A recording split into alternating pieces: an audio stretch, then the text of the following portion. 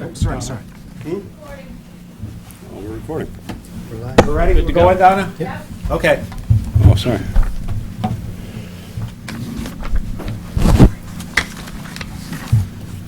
All righty then. Well, this is the, what's the date today? March the 26th meeting of the Norfolk Advisory Committee. Since we have a quorum and it's past the appointed time by a few minutes, I will call the meeting to order. Tonight, our agenda is the budget largely. We're also going to hear from the CPC Committee regarding some articles, and we're going to hear from the Energy Committee regarding the stretch code, Article 20. And then there's a couple of minor administrative items that we will save until last. So, the budget, Jack, Jim, Sure. the floor is yours. Thank you very much. Jim, do you want to make an opening statement, or you? Well, I mean, we're not presenting to you a balanced budget this evening because we still have work in progress, but we're down to, I think, 350. A little better than that. A little better? We had a good afternoon. We're down to about 130. I didn't. 160. 4 o'clock, Jack has obviously found $150,000. We're down to 161. Okay, well, we're in good shape then, because 161 at this point is pretty good. Couple more hours, we'll be in surplus. It does reflect where we think we are currently with the Norfolk schools as well as the King Philip schools, which we can talk about in more detail as we get into it. But all in all, we're in pretty good shape on the budget. So if I could, I'd just start with state aid. Just it's always the funnest place to start. So I handed out slides to the committee, but I also have them up on the screen as well for people at home for this portion of the presentation. Just to give you a feel for local aid over since 2001, this first page is all of our revenue from the state, or all of our aid, I should say. We're at almost $4 million. It's been creeping up the last couple of years, which is good news. It's still about $600,000 less than we had in 2009, but we're making some progress. And if I go through the components of that, on the second page, you can see our education aid, also known as Chapter 70. And this is not for King Philip. This is just for the elementaries, for the town of Norfolk, which we use for the elementary school and the rest of our educational institutions as well. But we're at $3.3 million, which is obviously the biggest component of our local aid, all but $1 million of it. Again, we're down from the 2009 number of $3.5 million. Right now, we're being increased by $25 per year per student, so we have about 26,000 more dollars than we did last year. So we just have a little more than 1,000 students in the elementary school, where that number's calculated from. So it's nice to get a little bit more, but it's really $25 per student is not going to meet the needs of our educational standards. Excuse me, are these 15 numbers firm? These are the relatively as firm as they get. I mean, these are the House and Senate the joint resolution. So all the other numbers are the governor's numbers, but the Chapter 70 and then the general government unrestricted aid are both House and Senate joint resolutions. So they're relatively firm. And there's not a lot of difference between the governor and the House. I think it's $23,000 or $25,000. Yeah. Not a big difference. So if we go to the next page with the unrestricted general government aid, that one's a little bit flatter over the last few years. Again, we're at $853,000. We peaked in 2008 and 2009 at almost $1.2 million. This is historically was referred to as the lottery aid. And it's frustrating, as I'm sure you read in the paper, that not all of the money from the lottery proceeds is being sent back to the communities. The House, the reason why the House and Senate number is a little bit higher than the governor's number is because they added $25 million at the state level which translated to about $23,000 for us. But there's, my understanding, at least if you read the Senate and the House, or some of the Republican rhetoric, if you will, there's still about $75 million that should be directed towards unrestricted general government. But having said that, we're up $23,000 from last year. Again, I'll always take a little bit more than I got last year, but that's, doesn't even cover the increase in our health insurance or retirement funds. Police career incentive, some folks know it as the Quinn Bill.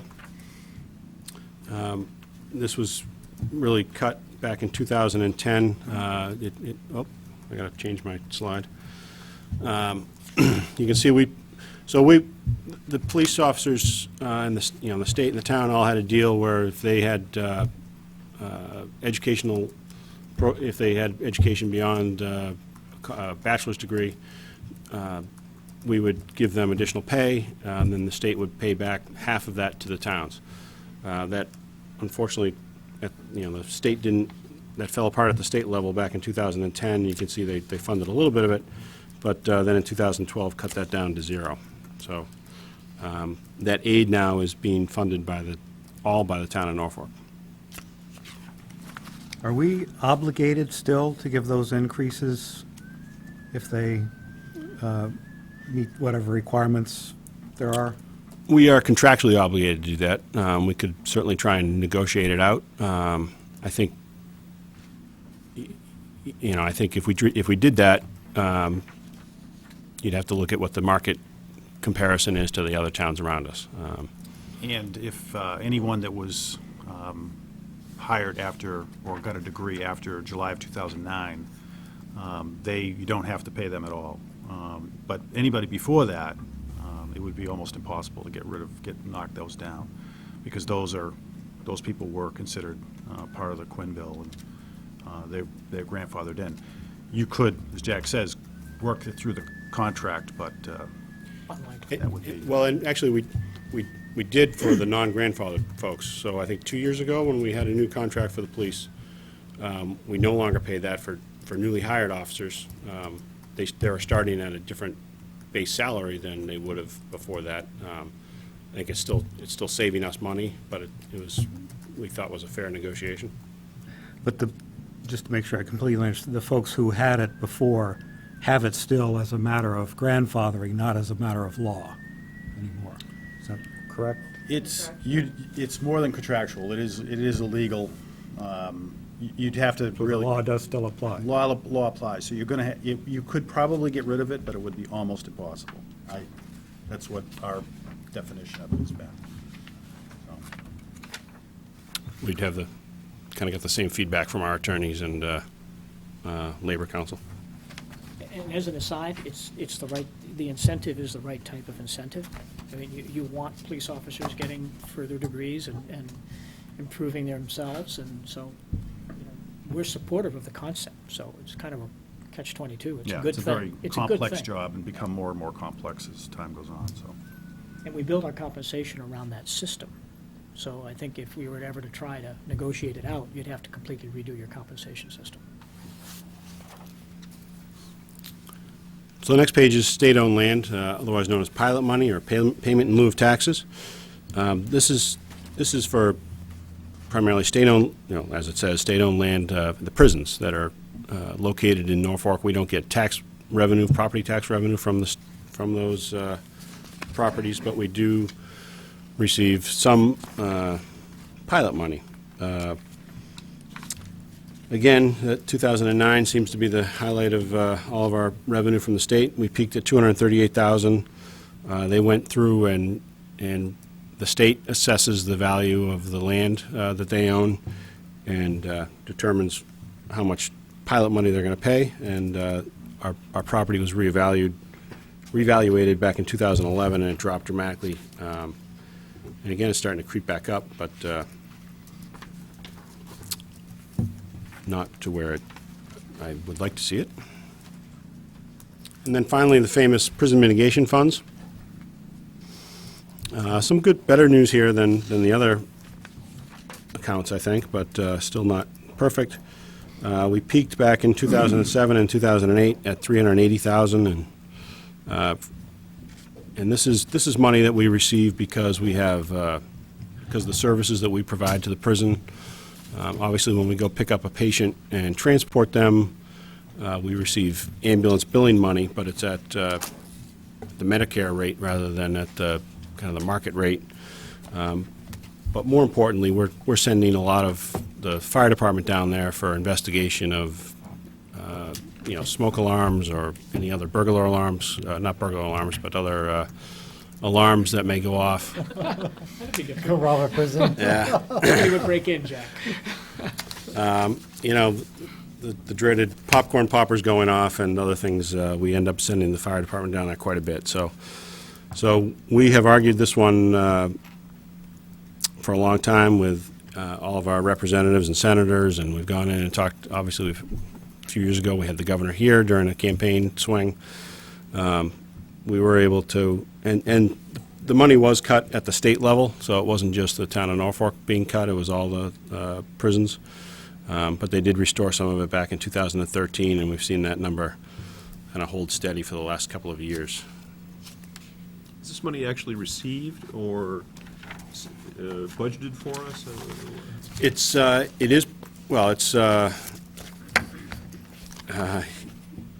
always an interest. I mean, it is budgeted. It's part of the executive branch budget, and then it's under the Department of Corrections within the executive branch.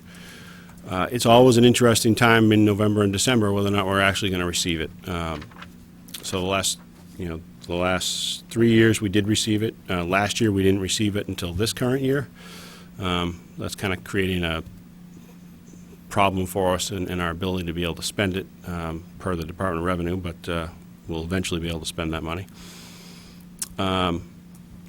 So it is subject to 9C cuts. So the governor has the authority to make certain cuts within the executive branch and other places in the state budget. And this is typically a place that he'll make a cut fairly early if he has some budget pressures. So that's why we try not to spend it until it's actually deposited, which is generally in November or December. Chapter 90 money, Jack? Chapter 90 money is, we don't put it on here because that's more of a grant, but that went up last year. I want to say it went up to 280, A little more. remember? No, it was 400 plus. Well, it was going to be years. 400 plus. The governor didn't release everything that he was going to, that he was authorized to release. He only released about 60% of it. But I thought we were at 400 going back quite a Yeah, few years.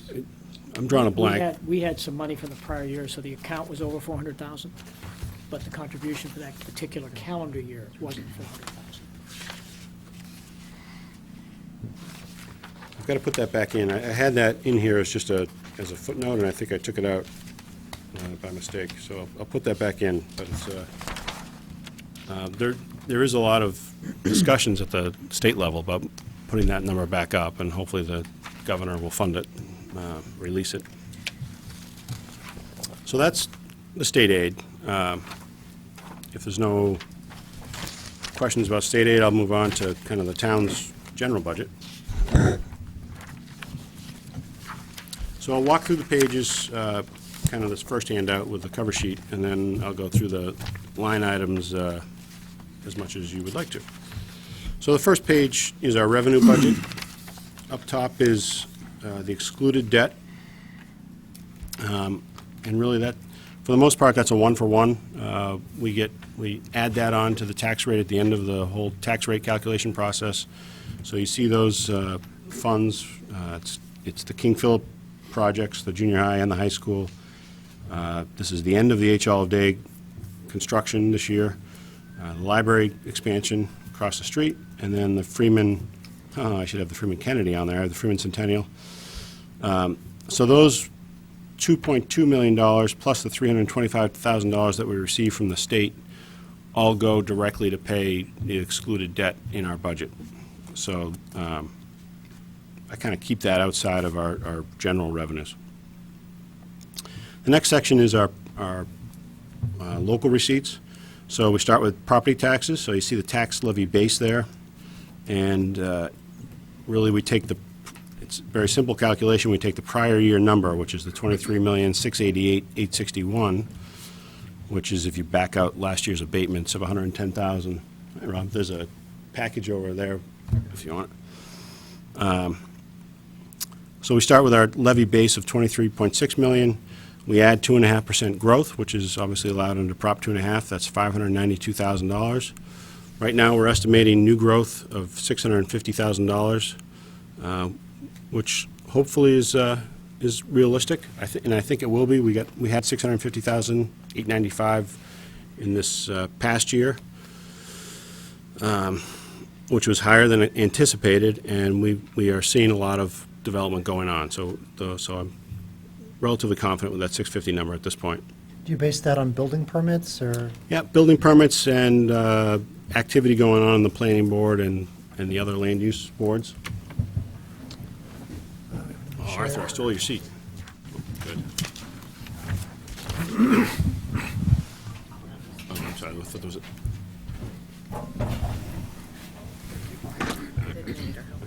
Hey, Jim, there's packets over here. Jim, would you mind earn your pay?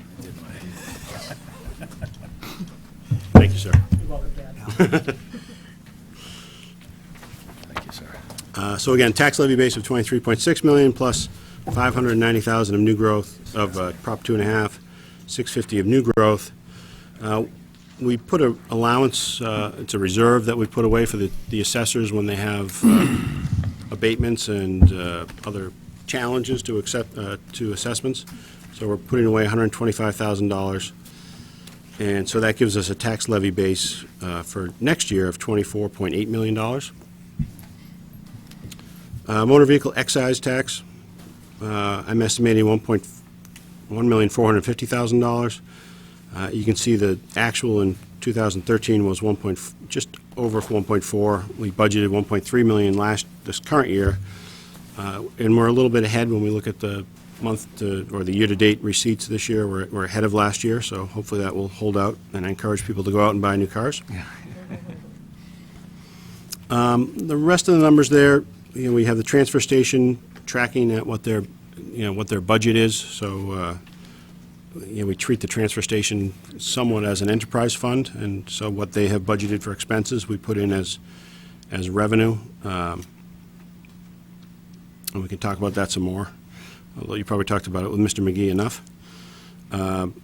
Licenses and permits, that's the building permits and gas and electric. We have at $300,000, up a little bit. Again, we're seeing kind of the finish of the Village at River's Edge, but there's a couple other residential developments that are getting going, and the property down by Rentham, seen a lot of activity down there. So hopefully I think that number's solid.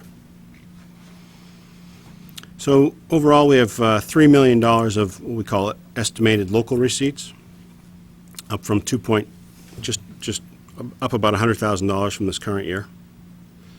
The state aid we talked about already, so that goes all the way down to that orange block down in the about 3/4 of the way down. The one thing that I didn't talk about was the cherry sheet assessments, and that's when the state gives us the local aid. They also tell us what they're assessing us for too. So it's MBTA is a big portion of that, and they can raise that by 2.5% each year. But there's also charter school assessments, mosquito control, running the county government, those type of assessments that are on there as well. So that's been relatively. Actually went down last year, so it's a little bit of a healthy increase this year, but not overly burdensome. Then the very bottom of the page is kind of where I still have some work to do, among other places, but that's other sources. So that's really going into our reserves and trying to help fund the budget. The receipts reserved from cemetery, we try and take about $11,000 to $12,000 every year. Obviously, back in 2013, we took a little extra, but and that's really covers our cost of maintaining the cemetery, and we get receipts in, obviously, when there are burials. But it has to go into a reserve fund, so we take that and move it back to the general fund. The one that'll be interesting is the free cash, and that's something I need to talk to the selectmen more about, but one way of trying to balance the budget is taking $150,000 of free cash, and I won't be able to do that depending on the snow and ice deficit, which is approaching $500,000 at this point. The deficit or the budget? The deficit. So we budgeted, what, 150? 150, yeah.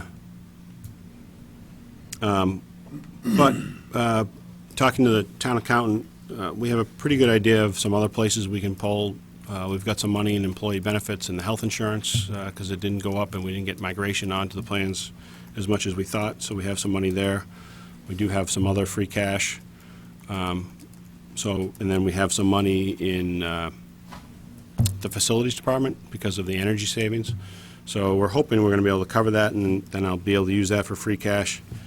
I know, kind of preaching to the choir for some of you, but I'm not a big proponent of using free cash to fund the budget. But we used $450,000 last year, so my rationale for doing this is to try and wean us back off of that and not take that hit all in one year. So that's my rationale for putting that in there, and if I can do that and still fund the snow and ice budget, hopefully that'll work. So our FY14 total for snow and ice is 600 plus. What was it last year, FY13, do you know, roughly?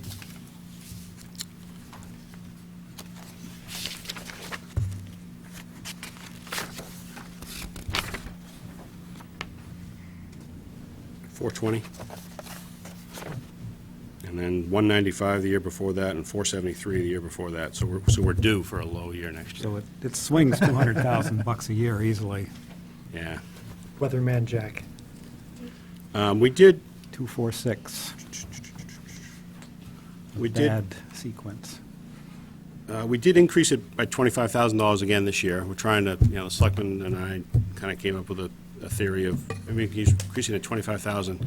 In addition to that, we moved some of the expenses out for next year. And what I mean by that is, at the beginning of each year, we do a bunch of work to the plows and to the sanders. And historically, we had charged that to the snow and ice budget. The town accountant has been pressuring me to move that over to the vehicle maintenance budget instead. So we're doing that, and so not only is the snow and ice budget going up by $25,000 this year, but we're pulling probably $25,000 to $35,000 of expenses out of that as well. So really We saw that when we reviewed Bob had that in his budget, the extra, Oh, good. that extra money, so we had seen that. it's always good when Bob and I tell the same story. The So numbers were even close. what's that? They were The close? numbers were even about the same. You guys rehearsed it well. We've talked about it a few times, so. The next two pages, the colorful pages, I have really what I'm trying to do is put everything on one page for you and for the town at a summary level and show you where the revenue is coming in and where the expenses, the money is going out. So the first part. Sorry, excuse me, Jack, just on the previous page, one quick question. Sure. The prison mitigation funds, where do they appear? They would go into the capital budget, so not here. Okay, we have a line that says prison mitigation to pay capital debt. So that is a different, Yeah. Historic, 3 or 4 years ago, we did put prison mitigation money directly into the operating budget, and we were encouraged not to do that by our auditors. We didn't get a management comment or anything, but it's really intended to use, the prison mitigation money is intended to use for capital purposes. I had made the argument that we could use it to pay for debt for capital items in the past, and after having discussions with our auditors and with DOR, they all kind of frowned upon that. So I have that line item in there. You can probably delete it now because they're all zeros for the past 3 years, but we did have it as a source for the operating budget in the past. You know, sure, would I like to have it to use for this budget? I would, but at the same point, I'd love to have capital money too, so it's we'll spend it one way or another. Yeah, I'm sure, thanks. Can I ask you one more question? Sure. too? Why is there stabilization funds only for FY14? Last year, kind of late in the budget process, we made the decision to increase the King Philip budget by that $97,000. And we kind of collectively made the decision that we'd go to town meeting, and it requires a 7/8 vote, I think. All right. Very high level of, you know, rather than just a majority, I think it's a 7/8 or 3/4 vote. And if the town was willing to use those funds, we would put it into the budget at that point. So that was really spending our you know, the stabilization is our kind of our last reserve, you know, our most sacrosanct reserve fund. So that's the only time in the past 11 years that we've used stabilization funds. Okay. So hopefully we won't have to do that again.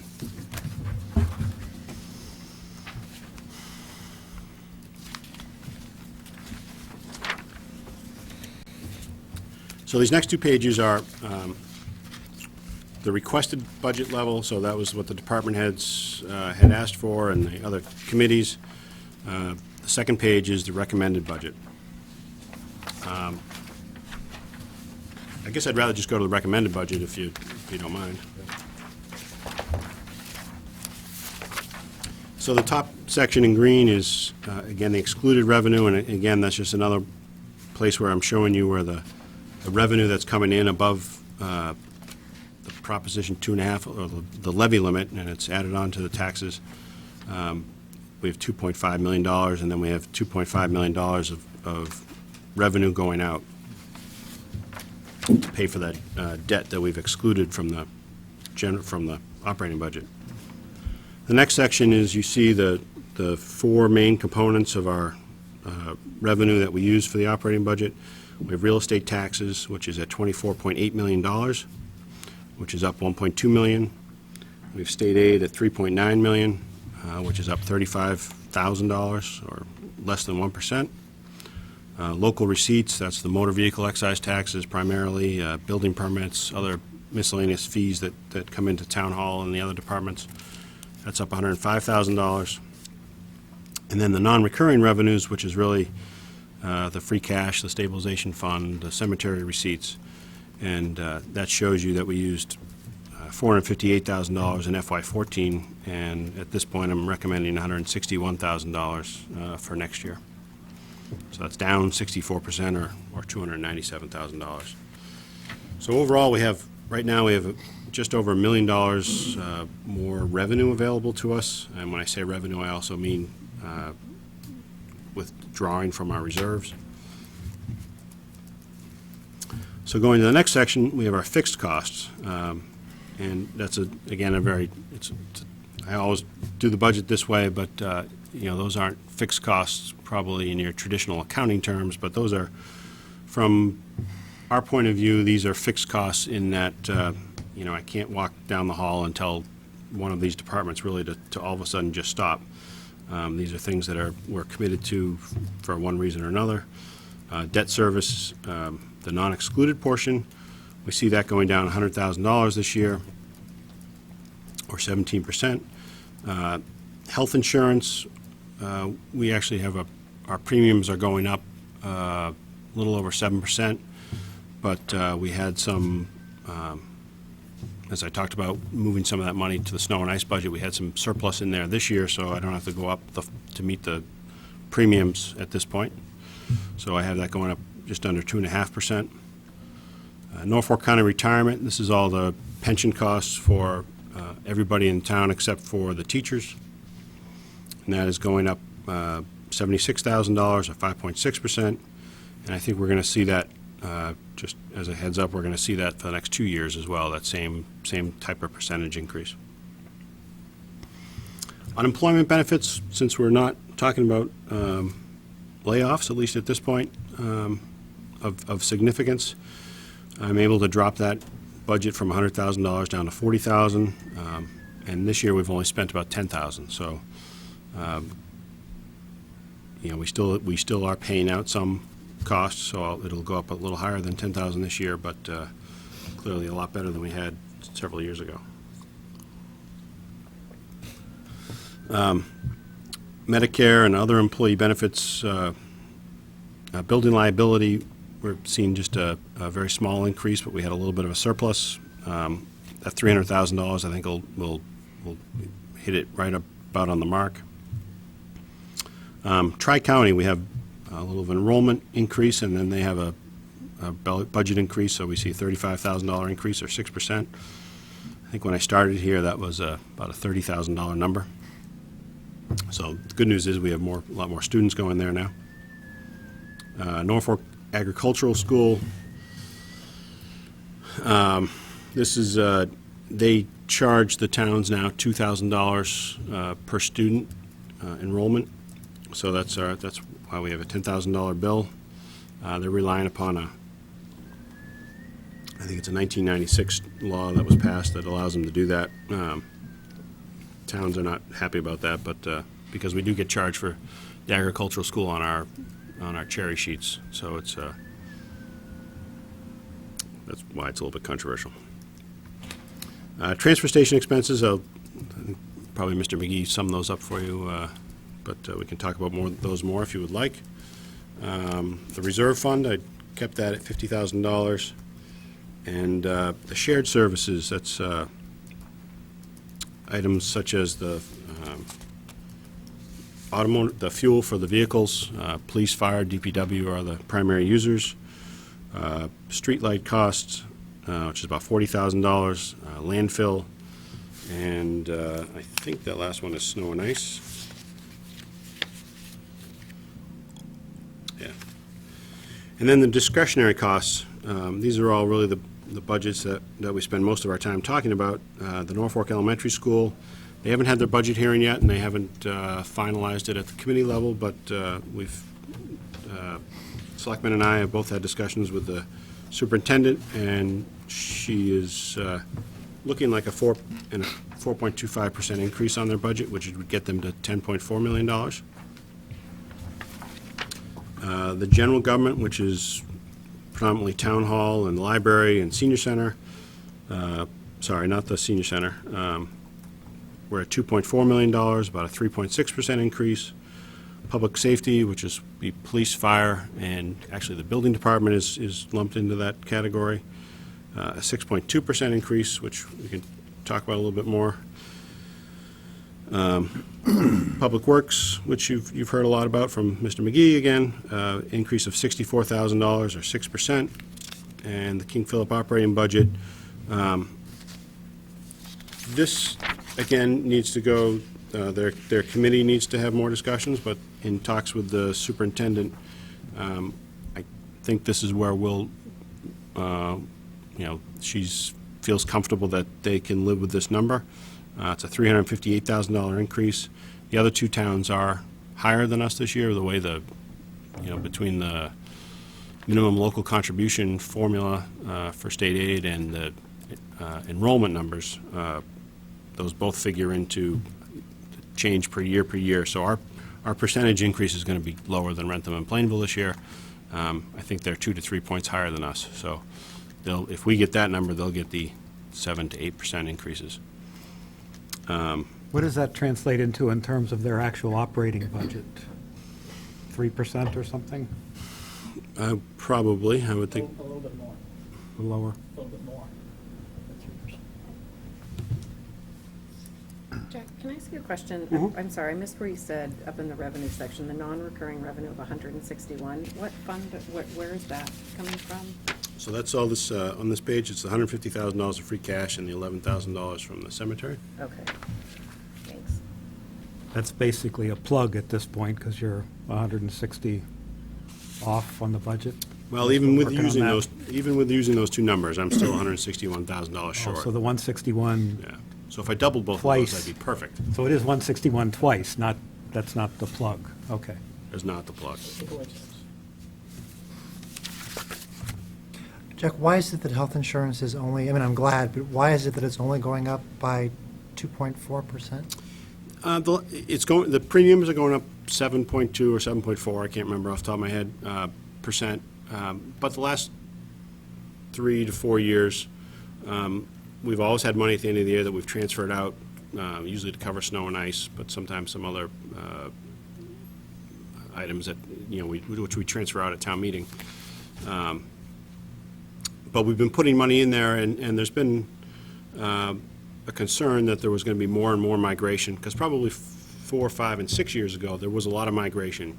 So what I mean by that is we had employees that weren't on the health insurance plan, but as their spouses either lost benefits or had reduced benefits, we saw a lot of more employees transitioning onto our health insurance. So that, we had to catch up again back 4, 5, and 6 years ago and put more money in at a higher percentage rate than we were seeing the premiums go up. We continued that trend the last 2 and 3 years, and we didn't see that migration anymore. So we had a we had a surplus in there. So we were able to transfer money last year to snow and ice.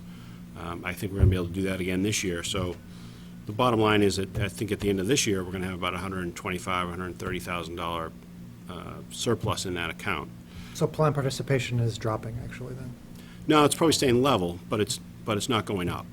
which is what we had budgeted for. Right. So Okay. so I have a surplus. The premiums are going up 7.25%.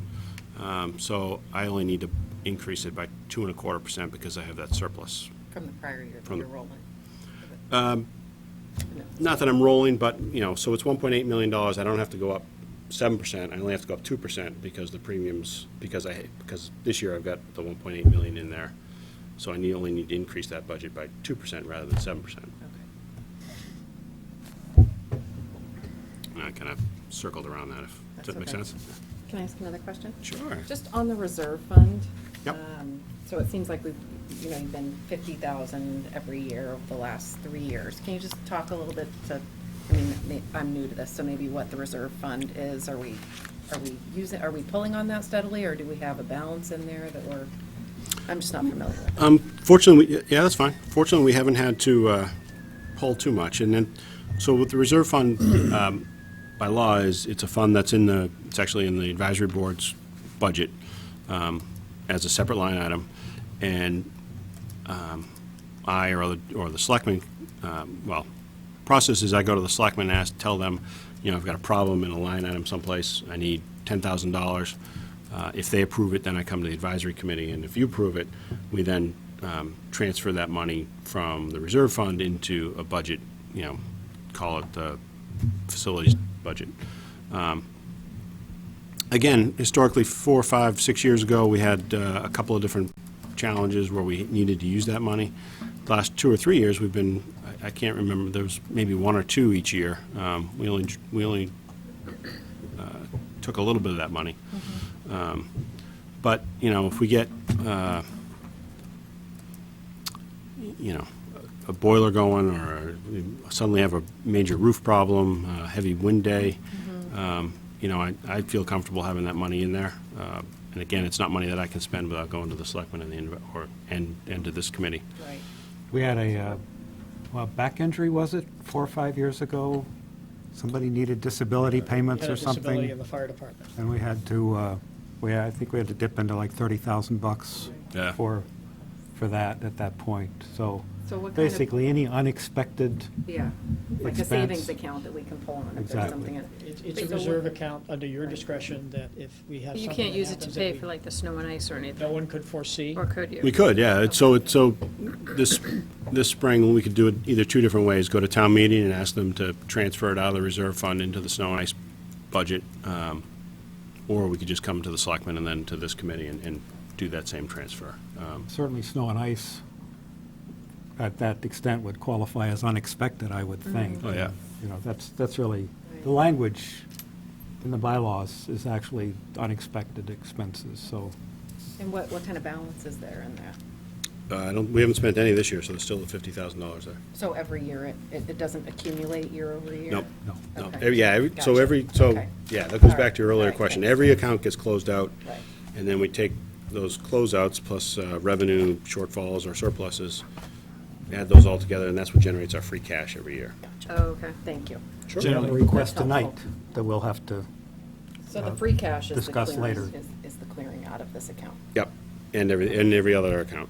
But if you're going to use a reserve fund, it's generally in May or June, you know, Yeah. it's usually at the very end of the year when the department runs out of money Yep. in some fashion. Yeah, usually, historically, when we've had a problem in November, December, we'll come to the advisory committee, give you a heads up, saying, we got a problem, and I can picture Mark Waldman saying, well, come back to us in April or May, and we'll talk. Thank you, that's helpful. Okay. All right, sorry. I had a question about solar power.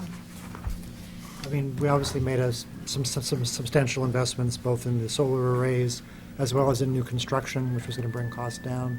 Is the way that's expressing itself just sort of hidden or part of the baked-in increases that perhaps could have been worse in the school budgets and such? I mean, I'm trying to understand like how that's helping us out, or if it's panning out the way that we expected. Let me answer part of that, and then maybe we can defer a little bit to the facilities as we go through the line item budget. Well, we didn't make any significant capital investments. I mean, we didn't buy the solar panels and all that. We did have to do some site improvements, just really level the land other than the solar, other than the landfill. If you look at Google Maps, actually, they've done a new flyover, so you can see. Yeah. So you can see the solar panels, and you can see them on the landfill, and then actually the bigger site is the land behind the landfill. So the good news is we didn't have a huge capital investment into that, and I think it was $80,000 or so that we had to spend, and we fixed some irrigation problems that we had.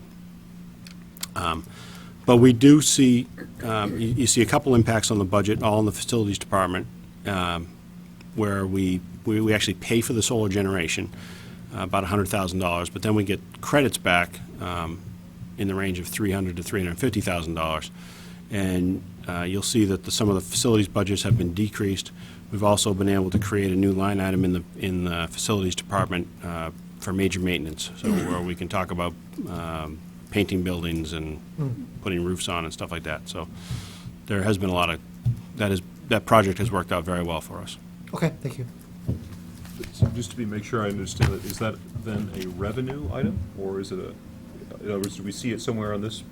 You don't see it as a revenue. You see it as a new expense and an expense reduction. You see it as a new expense in that we have to pay for the solar generation. So we pay, it's like 5 cents per kilowatt for every bit of power that is generated, but then in exchange for that, we get a credit back of about 18 cents per kilowatt that gets applied to our energy bills. So literally, our energy bills for the past year for all the municipal buildings and then the Freeman and the H. All Day have been close to zero. So you see those reductions in those line items. And the net of all that is about 200,000 contribution, is that? 200 to the good, yep. So yeah, an increase of 100,000, but a decrease of 300,000, all in the expenses. So $200,000 of benefit to the town. Jack, do we get any benefit from the solar array by the prison? We don't. No, Who gets that benefit? the state, They do. yeah. Attributed right to the prison, is it? Yeah, I think they use that, actually, when the Energy Committee comes, Andy Bakanowski's a state employee that has a lot of involvement in that, but I think they use the power. So it actually goes right into their meters. And I think they have the solar panels that you can see on, it feels like Main Street, but it's really Clark Street down by the prison. And then they have another off of Old Campbell. It's in the woods. You can see that gated entrance, but there's another solar field in there as well. Keeps the popcorn poppers going, right? Yeah. Is it fair to say on the solar side then, sorry, the 200,000 net impact is if we had it on a revenue allocation, it would be the largest source of revenue growth for the town? In the last, because that must have, that way. that must have stepped up in the past. You mean from a baseline growth? Well, yeah, I guess from zero, it must have gone up. From the baseline, yes, absolutely, because there Right. was no line item for that. But in terms of absolute numbers, I guess you're right, the new growth New is, growth is the largest, yeah. is the largest. Have we been approached by anyone to possibly expand that, to actually make that, I mean, from land that we have that may not be doing anything, potentially by the, by the prison, that, is there a way of us using that land?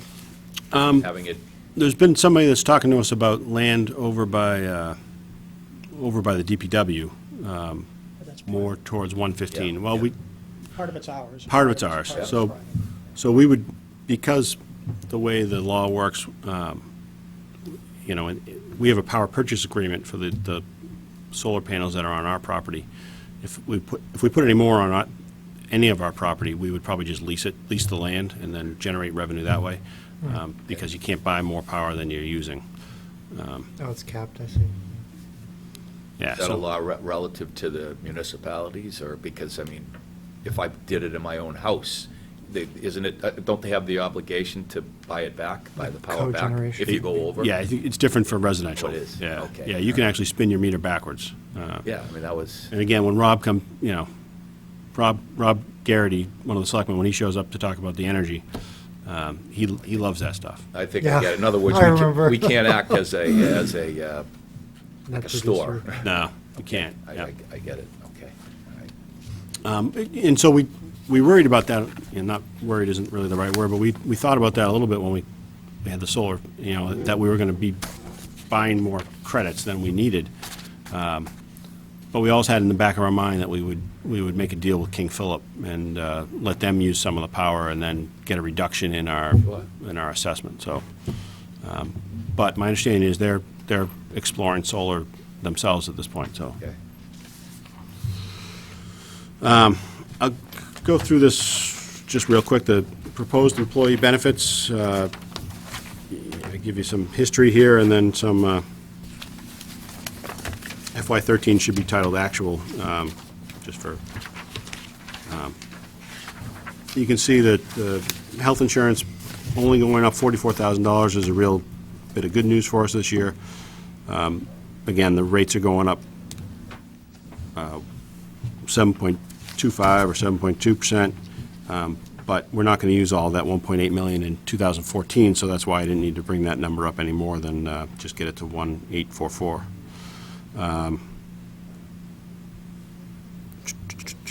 Again, I talked a little bit about unemployment compensation, and then the state county retirement are the other two big numbers. So overall, we see the benefits going up just under 2%.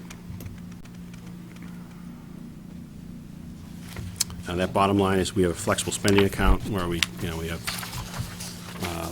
we just pay for the administrative costs, but the employees have the ability to put money into a flexible spending account and then go pay for medical bills pre-tax. So we've got the credit cards this year. It's worked out very well.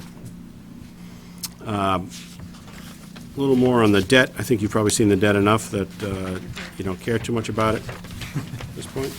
And then, an improvement to the budget package that Arlie might like. I gave you all of our debt, so I know we're always kind of scrambling. If somebody's going to ask me a question about debt, Mr. Benton or other. So the first section is our non-exempt debt, so that's debt that we're paying for out of the operating budget. You can see projects, a lot of those issue dates look like they're relatively new, but some of those go back, especially when you talk about town hall construction and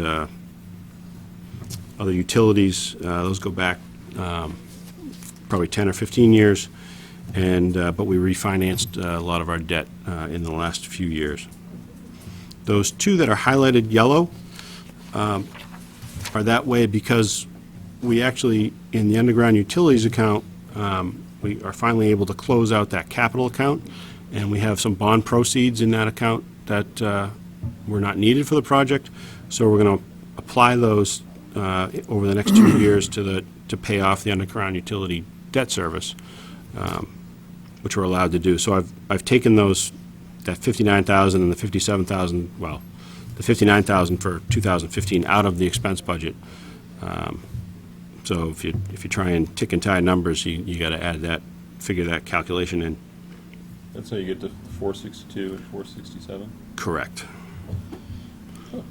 The exempt debt, I think that's the fourth time I've shown that to you. And then down the bottom is the water debt, which isn't part of the general fund, but now you have it. And then this last page, not very pretty, but I show you just the King Philip history. And this is our assessment. This isn't their budget. And this was really driven by, kind of the flurry of activity that happened at the end of the budget season last year. So this just shows you the growth of the assessment, not judging it, just saying that, we had 8% increase last year, and right now we're just a little bit over our 5% increase this year. The other two towns are very early in their budget process because they actually don't have the budget portions of their town meeting until June, so I can't really speak intelligently as to their ability to be able to fund those numbers. I know they're concerned just because it's such a big number for them, but Plainville's not concerned. Yeah. yeah, Plainville's got an interesting budget process this year. Well, some good news. They've got There's the- always the possibility that Plainville and Rentham can change these numbers for us, right? Up or down, yep, yeah. Yeah. Plainville's got the slots, in case anybody, yeah, so they've got, I just, that's right. they've That got, needs Yes, they would change down Can we lease that land with a? Yeah, I mean, it sounds, since they're both above us, it sounds like considerably. that's not something Yeah, we need to they're worry about. considerably- Haven't we carried them in the past? yeah. Plainville? We've brought, kinda owe we've us. encouraged It's on the them. buddy system, so now they owe us, right? Let's show up and put our hand up. So are you saying we're not going to have that anguished discussion that we have every year in my memory? Yes, we Would you like to have it? I just don't know, what are we going to do with all our time and brain Well, cells? isn't there a different issue with KP that's gonna come up that will bother you? It could be. I We can only hope. missed out on the budget presentation, KP, unfortunately, this year. But my sense is that this 5% number is, and correct me if I'm wrong, but the 5% number is regarded as feasible and on target from KP's perspective? Again, it hasn't gone through the committee, but talking to the finance, business manager and the superintendent, yes. But It's not, have they, sorry, have they changed their procedures? They voted a budget originally of 13%. They did that in February. They're required by law to vote an Right, early budget. okay, so as that you did know. happen. So the 13%, We've Did had happen. one-on-one meetings with the superintendent. Their biggest increase this year is in special ed, over $3 million in special ed. But is that in this number? I'm sorry, Is that included in this number? in the summer? In this number? Yes. No, the What King Jack- Philip budget's not in here, no. just the number. The King Philip, but that increase to sped is included in that Oh, it's 5% in- number, yes. Yes, it's in the number. Oh, okay. That's what I said. I didn't know if they were coming at that from a different angle. They have not voted any change to that number at this point in time. Just discussions that we've had back and forth.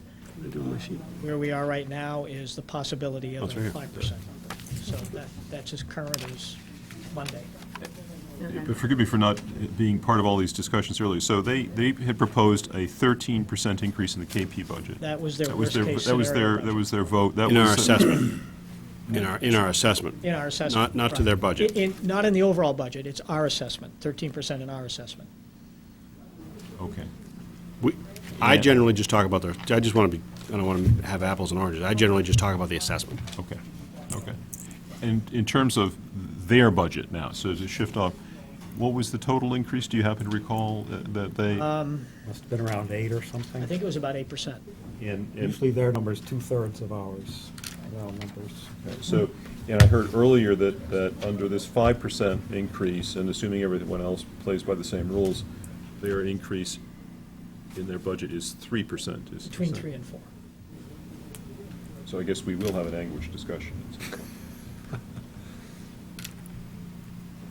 Most of the reduction has come from special ed.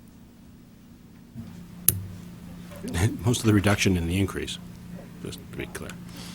Well, you know, you know anguish of the process as well as I do. They have to budget for the worst-case scenario because they're required by law to budget so early in the process. It's a convoluted system. So they take what is the worst that's going to happen to us in terms of students in, students out. You know, under the new law, under special ed, they have to carry students if they don't graduate to age 22. Some students haven't taken or passed their MCAS tests in their final year, so they don't know whether they're going to graduate or not graduate. So they have all of these unknowns. So they budget for the worst-case scenario. And no different than when we go through our departments. You know, we get the wish list just like everyone else does, and you never see that sometimes if you work it down. Unfortunately, they have to vote it. So they vote the worst-case scenario, and then they start to work through the issues, and it becomes very convoluted and complicated and sometimes cantankerous, as you know. But they committed last year to having a very open dialogue. One of your members, Dave, one of our board members, Scott. Mr. Bugby, have attended these meetings regularly. So they've met their commitment to include the towns in the process. I would tell you that I think Norfolk has been the only regular attendee of those meetings. And then some one-on-one meetings that we've had with the superintendent, we're thinking that the number will be closer to 5. But that is not a voted number, nor is the Norfolk number. I'm the liaison to the Norfolk schools, and their number of 4.25 is not a voted number either. They have a placeholder. They're in negotiations for their teacher's contract, so they have a placeholder in there. It's their best guess, probably realistic, but it's still a best guess. But I think it's a pretty safe number. And there is additional spending requested by KP Capital items. in the warrant. So there's an additional, which is not included here, right? Correct. So in 11, we're going to talk about 130,000, is that what we decided? 230,000? Yeah, there's two items in that, what, 150 and an 80, was it, something like that? Yeah, Yes. right. They may be withdrawing one of those requests. For the lighting? For the lighting? No, for the turf fields. Turf field. There's a lot of confusion over the funding for that turf field. Did they do it yet, or are they trying to get the money to do it? They're trying to get the money to do it from Okay, private it's sources if Article 11. possible. Right. They spend about $40,000 a year maintaining the non-turf field. And at some point, it was suggested that they bond that, basically, get $400,000 loan, pay for it with the $40,000, but somehow that's turned into something different over the couple of years since I was involved in that discussion, and I don't really know quite what's going on now, but my sense is this isn't quite what was intended, so maybe that's why it's being pulled, I don't know.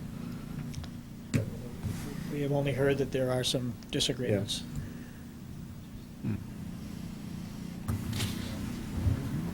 But certainly a turf field would be about 50% self-funding, just based on the expenses that they incur currently if they were to structure it that way.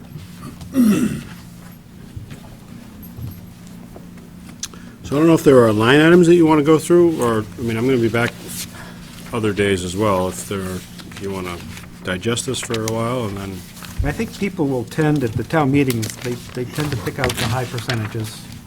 And that's why I was just leafing through to see, you know, what are the big percentages, and those are probably the ones that are going to get questioned. if you get Mr. Rosenberg elected as moderator, he won't ask me a lot of questions, so that'll help. You know, you look at 28.9% in planning and development. That's obviously the new planner coming on board. Correct? You got a 100% increase in conservation, which is 100% to a small number, but nonetheless a big jump. Yeah, that's adding, and that's what the reserve fund transfer is for. That's adding 10 hours to the conservation agent. We transitioned her from being a consultant to becoming a 30-hour employee. Their And, activity is substantially increased. So this is presumably offset to some extent by an expense as a contract? And it's now going into salary? Or It's still an increase, but it's, It's still yeah. the same, it's the same line item either way? Yeah.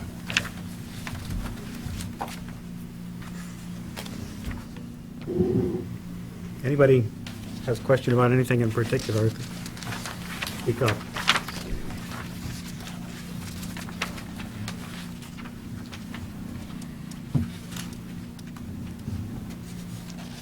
Why Weights and did the measures, a custodian of- 17% expense to a $1,000 item? Yes, Lisa, sorry, go Oh, ahead. I was just wondering, why did the custodian of veteran graves go up 82%? Just we needed some more funding in there for the flags that we put on all the graves. Okay.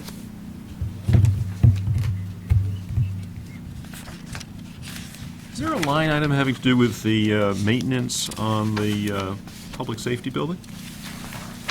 Yep. It's on page, no, sorry, the pages aren't numbered. It's on the second page in the, In the pink? Salmon? that's not pink, is that Salmon. salmon, maybe? Yeah. So you can see, how about that? Oh, police and fire station. 1, 2, 3, 4, 5 down. Okay.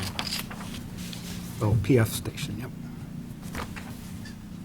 So you can see a lot of those numbers have gone down.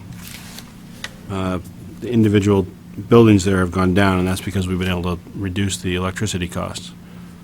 The electricity, so you attribute this, over this, from 11, this $7,000 decline to lower electricity costs at the power, police and fire?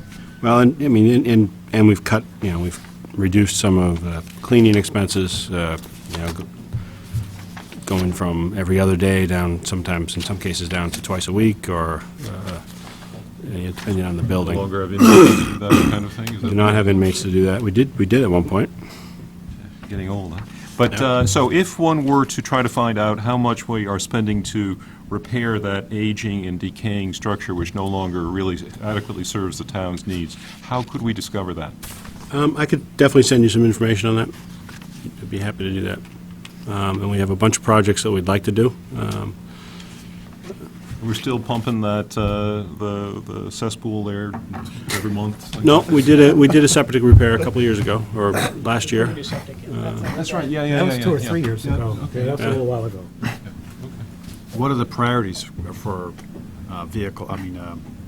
buildings? What are your top priorities, and For that building or for Any building, all buildings in general? Well, so with that, you see at the bottom line of that budget, of that salmon section, we've got money in there. And we actually have, so we've got money in there for 2014 as well, because those line items, for 2014, we didn't reduce the electricity cost. So, so we're trying to do some small projects this year. We're trying to paint. We may even, we're asking for some bids for aluminum siding for this building. And before you throw something at me, we've got some ideas. If you look at the new car wash down on 115, it's a kind of a new quality, better quality vinyl siding. I think if you drive by it, you probably won't be offended by it.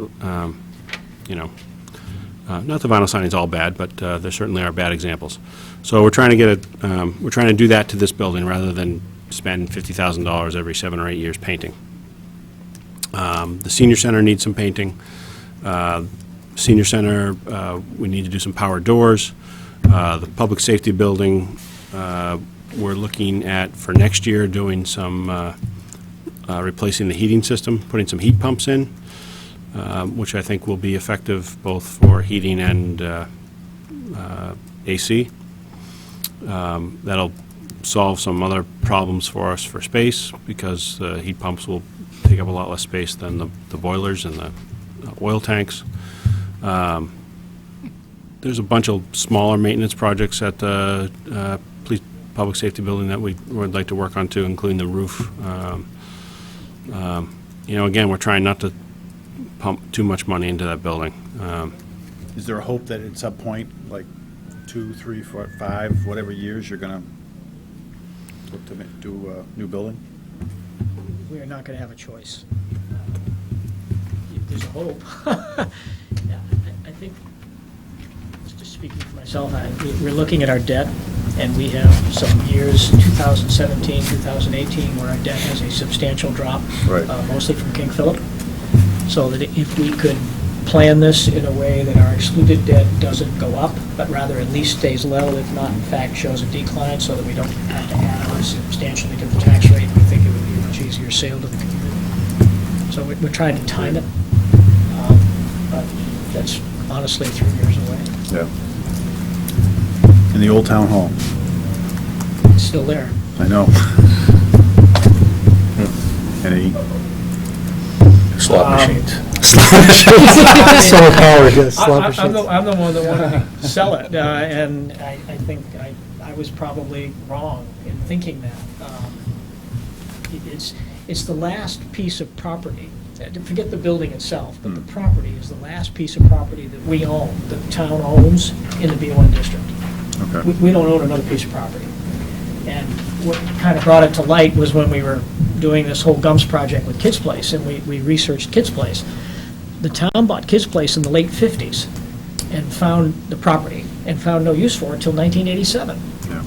So just because we don't see an opportunity for it today, I mean, I could think of a number of things that in better times, wouldn't it be nice to have a community center or a meeting facility or, you know, a combination of veterans and recreation or something that, and that's the last piece of land we have that we could do that.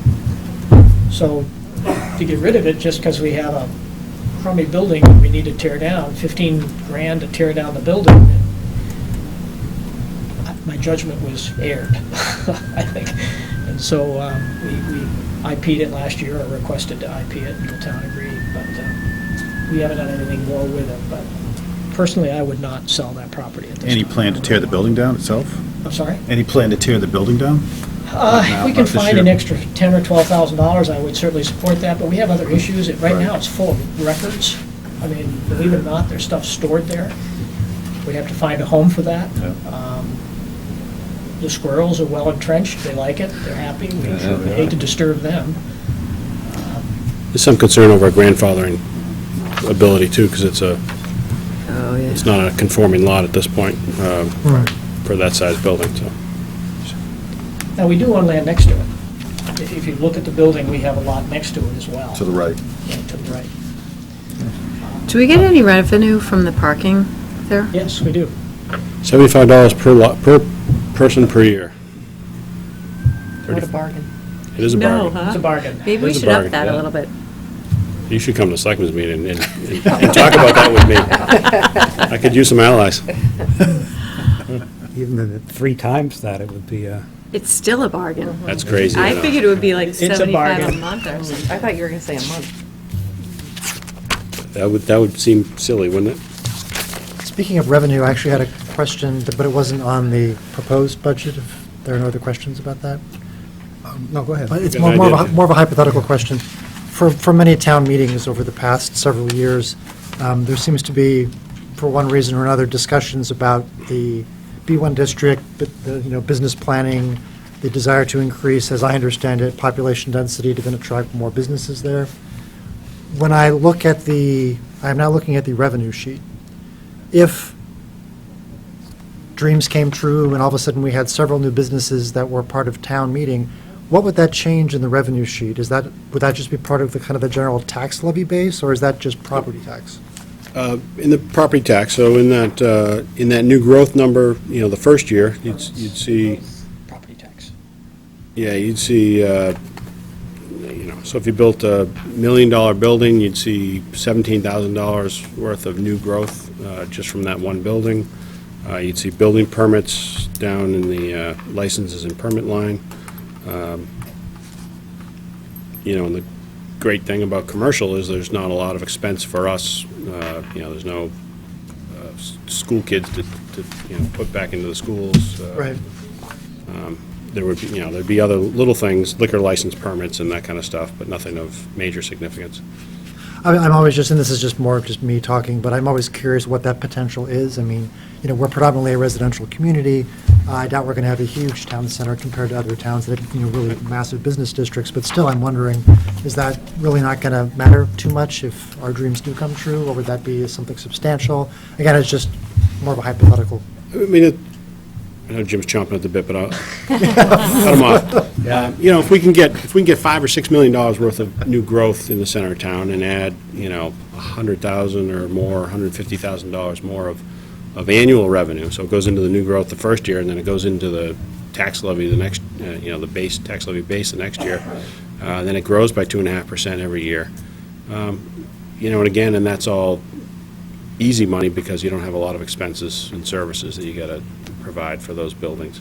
That would be great, combination of the center of town. We've seen a lot of growth in the last few years down on the 1A, 115 intersection. We've got that new medical building, the car wash.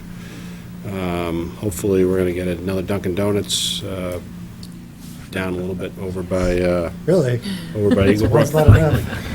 Yeah, if we can get the contractor to finish doing what he's supposed to do, that'd be great. So that, it's not a silver bullet, it's not gonna fix everything for us, but at least, but it's a lot of new revenue without a lot of expense for us to go along with it, so that, and then, plus in the center of town, obviously, I think there's the master plan, and there's a general feeling that we want to have more services in the center of town here. We want to have a restaurant to go to, we want to have a wine and cheese, maybe a small grocery store.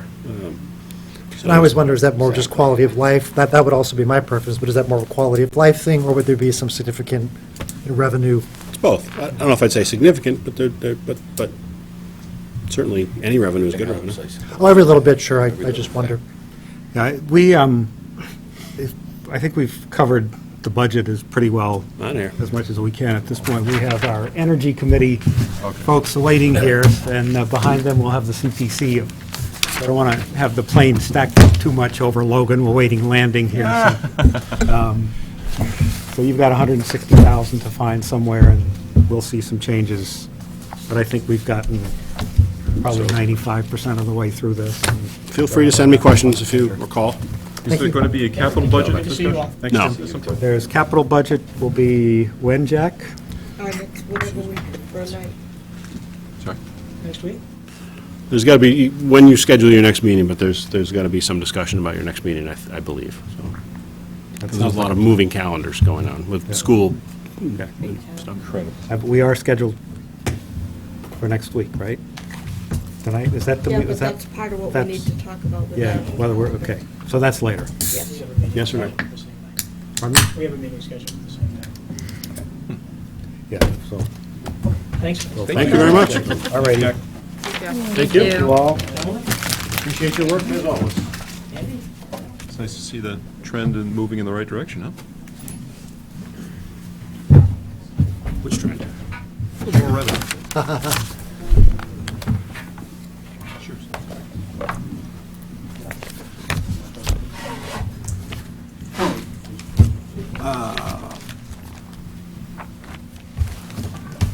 Now, can you guys, Solar panels at the prisons earlier, and Mr. Bakunowski is here. Excellent.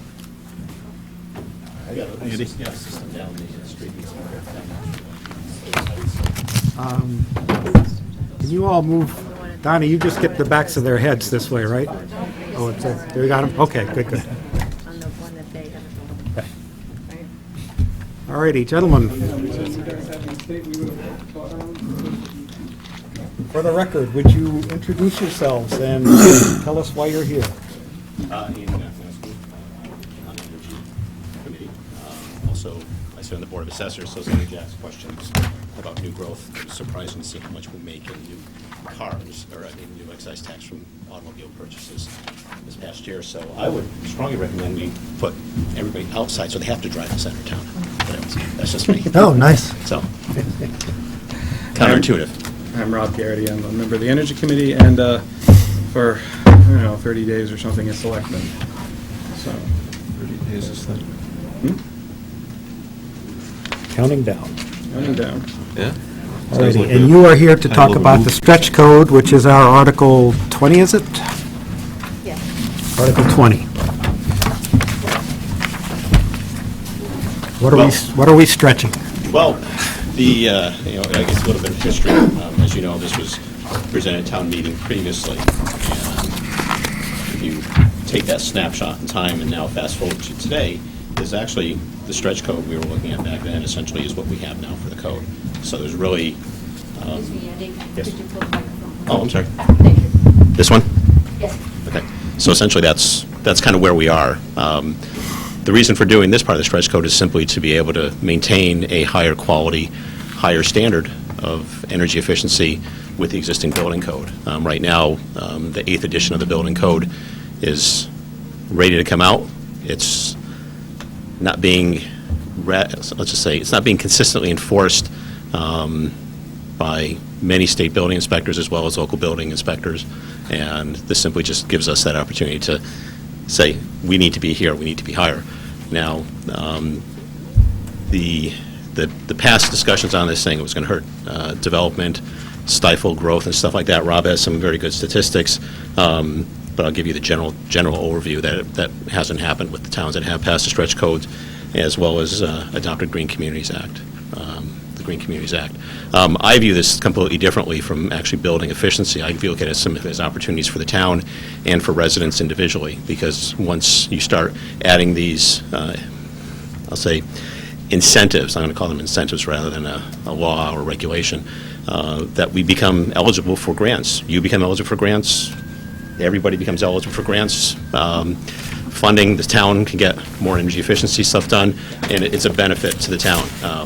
From what I've seen of energy efficient homes, tend to be on the market less. So that's another positive. Pat, I even looked at your house for solar, and obviously I told you that probably wasn't the best thing because you got trees in the backyard. So I mean, there's that. Arlie, I looked at your dad's house too. Yeah. So I mean, he has a great spot, and it's just a matter of time if he decides to bite the bullet. So. And from the perspective of the town, I've done about 12 conceptual designs for people in town. They've all been interested. Only one actually has gone ahead with it, and for the simple reason is that they had a perfect location. The other ones were suspect, questionable, wrong orientation, stuff like that. So there's a lot of reasons why you shouldn't do solar, and you can actually get a bigger bang for your buck through energy conservation. The lighting that we did actually a year and a half ago, the light bulbs that we got free from the state for the LED lighting, we figured $3,000. I have to admit, I have not looked at the energy costs since then or what we spent on energy, but there has to be, because we took advantage of the same thing at the prison, and we're seeing significant savings in some buildings that we have sub-metered to the point where we're saving 40-50% simply on lighting. So. Probably need some air sealing in here. Yeah, that's a good segue into. So, I mean, does anybody have any questions? I know I talked a lot of different things, but do you have questions for me? I have a couple, and then anybody else that would like to jump in, feel free. The last time we did this, or did not do this, as the case may be at that time, it was simply a question of early implementation of what was going to be the code the next year anyway. Essentially, yeah. Is that correct? Yeah. And that code did go into effect the following year? Right now, we're operating under what's called IECC 2012. That's the International Energy Conservation Code. It's a national building code which 30-plus states follow. Massachusetts now, by law, follows the national code. Every 3 years it's updated. So 6, 9, 12. The next one will be IECC 2015. And it's a big change for the building community here. We went 10-plus years in the 90s where the building code didn't change much at all. And then in 2008, the legislature decided that we should keep pace with building codes and locked us into this national pattern where every 3 years we are adopting a new code. So we have the base code. There are 134 towns in Massachusetts comprising more than 55% of the population of the state which have the stretch code. And the stretch code is in response to, and again, in 2008, the legislature created this program and said if communities want to come up with an alternative higher efficiency code, they can, and they become eligible for other goodies. So the stretch code was created for that, so we didn't have, 351 building codes. So the stretch code was essentially what people saw as the next version of the code. So the code that we're operating under right now is very similar to, it's different in some important respects, to the 2012 base code, because this stretch code we're operating under now was adopted back in '09. They haven't updated the stretch code. They're overdue to do it. And the administration, frankly, doesn't look like they're going to do it until a new administration comes in. So we're operating right now with a base code and a stretch code that are very, very similar. The stretch code, though, in one very important respect, is much better in that it's a performance code. So when your house is built, they do the envelope test with the blower doors. You attach this thing to your front door, and they test inflow and outflow of air to find out how weather sealed it is. And then you get a rating, what's called a HERS rating. And the 100 on the HERS scale is a 2006 house. And under stretch code, you're required to hit 70 or 65, depending on the size of your house. The larger houses, you hit 70. Over 3,000 square feet, you hit 70. Under 3,000 square feet, you hit 65. And that's been in operation since about 2009. And again, 134 communities have done it. And I did some research last year looking at towns that adopted stretch code and towns that didn't. So in 2000, I used 2008 as a base year and took building permit numbers. So 2008 was the last year before you had this code mess, this brouhaha of people picking different codes. So I took the 2008 town versus itself. How did they do? So you take the base code towns, the towns that never adopted the stretch code, and the stretch code towns, and the stretch code towns were building at 99% of their 2008 building. So in 2000, and these numbers are actually, I think, 2012. 2012 hadn't quite caught up yet with what they were building in 08 because we had a slight crash. So stretch code towns were at 99%. Base code towns were at 88%. Stretch code towns were actually building at a better pace than the base code towns were. I'm not saying it's because of stretch code. I'm saying stretch code didn't make the difference. So when we did not adopt the stretch code in 2009 or 10, we didn't do it because there was a lot of concern and fear that it was going to kill our building. Well, it hasn't done that in the places where it's been adopted. So there's no reason to fear that. There is a reason to think about the people who buy their homes here. When you build a home, my home is 63 years old or something, okay? It's going to be used for another 20 years probably. So bringing it up to an 80-year lifetime, right? It'll have a heating unit changed out. I'll change my lighting out numerous times. I'm not going to change the building shell, though, significantly. I mean, I could add on to it. But basically, I know behind those walls, there's some degree of the pink stuff, and it's not good enough, and I know I've got sill problems. I know without a lot of expense, I can't really fix that stuff. We're talking about, with stretch code, building these home envelopes so that they will be efficient and effective for 60 years. So build the better house now, because the heating systems come in and out. Lighting comes in and out. When we passed stretch code the first time around with the state, there was a lot of concern about the commercial code, and a lot of that code centered around lighting. Well, now, companies are giving away. I work for the city of Newton in my day job as their sustainability director. We're a stretch code town. We're probably the second one in the state. They like to think they were the first, but I think they're the second. And we're redoing our aldermanic chambers with the lighting in it. That's our town council. And we're getting the LED light bulbs for free to do it. These are lights that used to cost $40 each. So the efficiency, the base is getting better. All these things, heating systems are getting much, much better. You're getting tons of money from the utility companies to do this. We're doing a street lighting project in Newton, and we get an incentive of 30 cents a kilowatt hour we save, which is 3 times what we're paying per kilowatt hour for those street lights. They do that with all sorts of commercial projects. We're doing 32 building efficiency projects. We're going to get $500,000 from NSTAR to do this. I don't think it's exactly $500,000, but anyway. If you're building a house and you do these things that the stretch code called for, you're in Energy Star, which is a national efficiency program, you're getting incentives to do these things. So the state has done studies and figured that on a residential building, a normal residential house, the bump in cost to build is $3,000. That's What size house is that? That's a 2,500 square foot house. The bump's $3,000. After incentives, the bump's $1,300.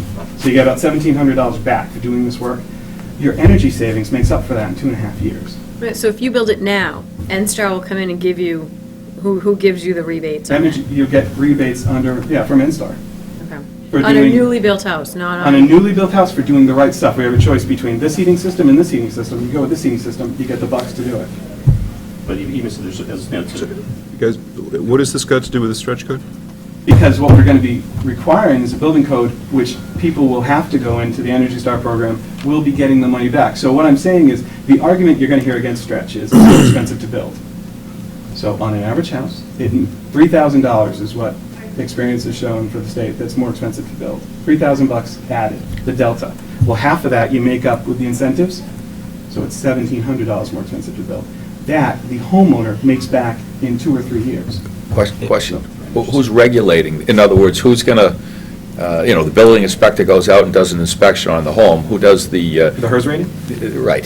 Certified HERS rater. Okay. Right, is a certification. It's not, So- Wild West. So you're on a time constraints with the bank and everything else, and you're waiting for somebody to come in because you got, so many homes in the town. I mean, I'm just thinking, you're building, you got everybody lined up, you're waiting for the plumbing inspector, you're waiting for the electrical, now you're waiting for the guy to come in to do the... But there's multiple companies. I remember, like I say, I'm just remembering all the arguments Yeah, that was a from when we yeah. first discussed it, that's why I'm bringing these up I've waited for again, those inspectors to show up. HERS you know, raters. And they only work one day a week, or, Those- they're, Like they're the doing their cable day guy. job on No, no, Friday, no. so they can't come until Monday. No, and that's a town inspector you're thinking of when you think of that. A HERS inspector does this for a living, they're a private company, the builder works with them from the get-go, and there's 132 towns in Massachusetts doing stretch code. The majority. Midway is probably the closest. Easton, I know Rentham is considering it again. I know that Medfield is going to vote on it this time around. Plainville actually a majority voted for it, but they had a wacky 2/3 rule needed to make the change. So they didn't contiguous accept it. towns to us would be, There are no contiguous towns to us. Midway is slightly contiguous, but no, there are no contiguous towns to us. And that's not odd. 70% of the towns who've adopted stretch code have towns right next to them. Now, that do. Now, that's not the reason not to adopt the stretch code, because people are making a Boolean choice between Walpole and Norfolk, and they're not going to build in Norfolk because of stretch, so they're building Walpole.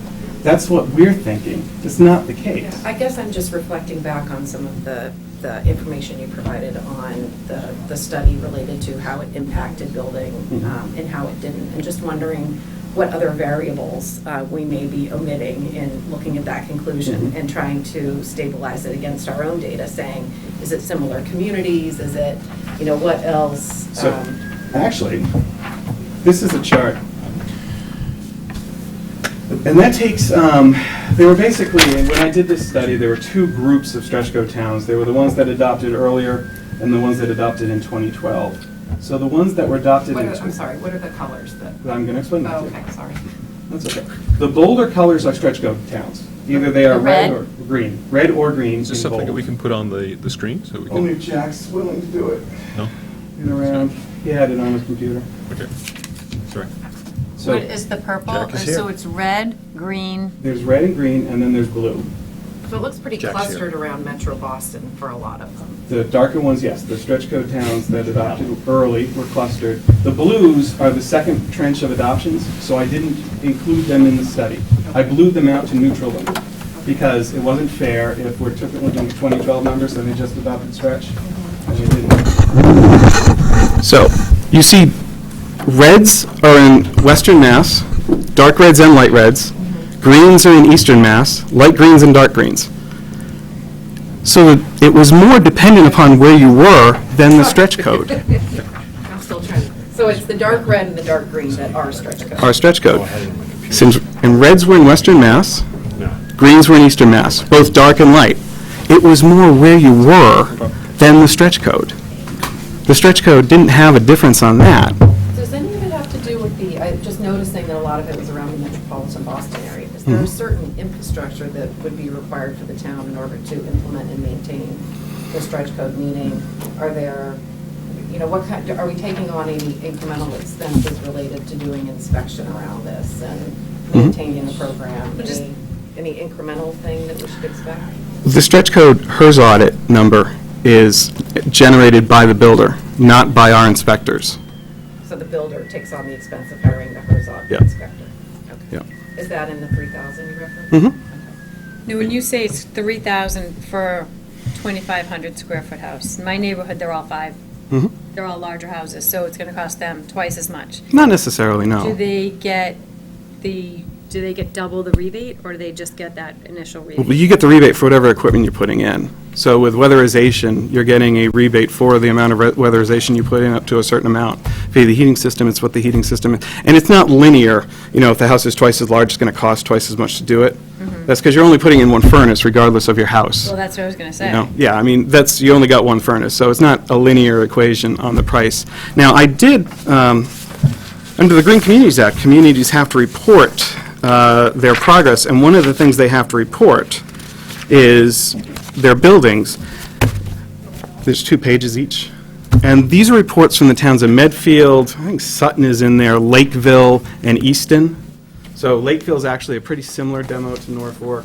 Medway, I'm sorry, it's not Medfield, Medway. Medway's right around the corner. Sutton's a small town. And whatever the other one was, Easton, southeastern Mass town, surrounded by non-stretch code towns. This is to show that they're having no problems at all meeting the HERS rating requirement of 65 or 70. In Newton, and I know we build $1.5 million houses in Newton, conceivably it should be harder. You're talking about the size of the house. It should be using a lot more energy. In Newton, they're hitting a HERS number of 50, 55, 60. But I didn't want to compare those. We're comparing these towns. And these houses aren't crazy. The second or third house on the Medway list, the one, I think it's the... Next page. No, it's Williamsburg Way. I think that house sold for like $384,000. So a new construction, 1,800 to 2,000 square foot house, selling for $384,000. It's not like these houses are costing ridiculous amounts of money. The others were in the fours, low fours, and that's what new construction's selling for in Norfolk. All right, we're not building little ranch houses here that are selling for $210,000. We're building $400,000 or $500,000 houses that come with energy budgets for $400,000 and $500,000 houses.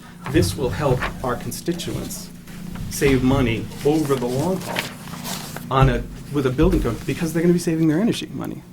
I have a question. What if you're putting an addition on an existing home? Is the existing home grandfathered in, and you're only required on the addition? Yep, you only have to address the stretch code on the systems you change. So you're building on an addition, those walls will have the 2x6, which is, I believe, the base code now anyway, but I could be wrong. We'll have 2x6 walls? You'll have to have the insulation in that you would under stretch. You'll have to have the fenestration, the windows that you would under stretch. But just that, you don't have to take the rest of the house up to any. So do the rating exclusive of one They room, don't- even if there's an open wall between, On additions and renovations, they don't do HERS rate, they don't do blower door testing. okay, what I called the wrong thing, Herzog? Made up No, something. HERS, the Okay, HERS audit. okay. You don't have to do that on the additions. So would there be an incremental cost? So as an existing homeowner doing a renovation or expansion of an existing home, you would be required to meet the new guidelines on that, only the addition? It's only the addition. And and I would be correct to assume that there would be some incremental cost associated There would be. with that? Yeah, but there'd also be incremental savings. Assuming that you bought things that you could get the rebates on, Yeah. But even, like the furnace. we're talking about the lifestyle, the life cycle of the building. So You're- operating costs. Yeah, not your one-time, operating costs. But your one-time outlay would be It's a little higher. above, okay. What about if you're doing a renovation on a house, to what level do you have to, if you're not planning to knock down any walls or anything like that, then you're not required, even though you're renovating the interior? Right. You're not required to rip down that drywall and replace No. that and meet a certain level? No. Or if you sell your house or something like that. No, there's no, it's not like Title V, there's no time of sale, rating that's required, Does nothing the like that. town get any benefit? Well, if we do this, there are 5 things you have to do to become a green community. This is one. There's 2 that revolve around zoning for renewables, which we've already done. We've created 2 zones in town by right for solar power. One is at the dump, the transfer station, and the other one's at the Gold Street well site. So we've already done that. We've met that qualification. Then you have to pledge or create a vehicle policy where you only buy efficient vehicles, except for police cars, fire trucks, or any vehicle with a gross vehicle weight of over 8,500.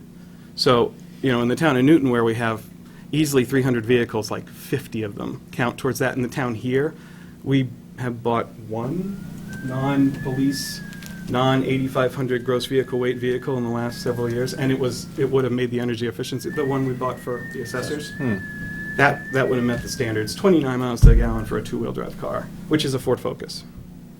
So, unless we want to go out and buy, Crown Vics, which we can't buy anymore, for our assessors, that's not a problem. And then the fifth thing is to come up with an energy savings plan, which saves the municipality, just municipal operations, 20% on your energy bills.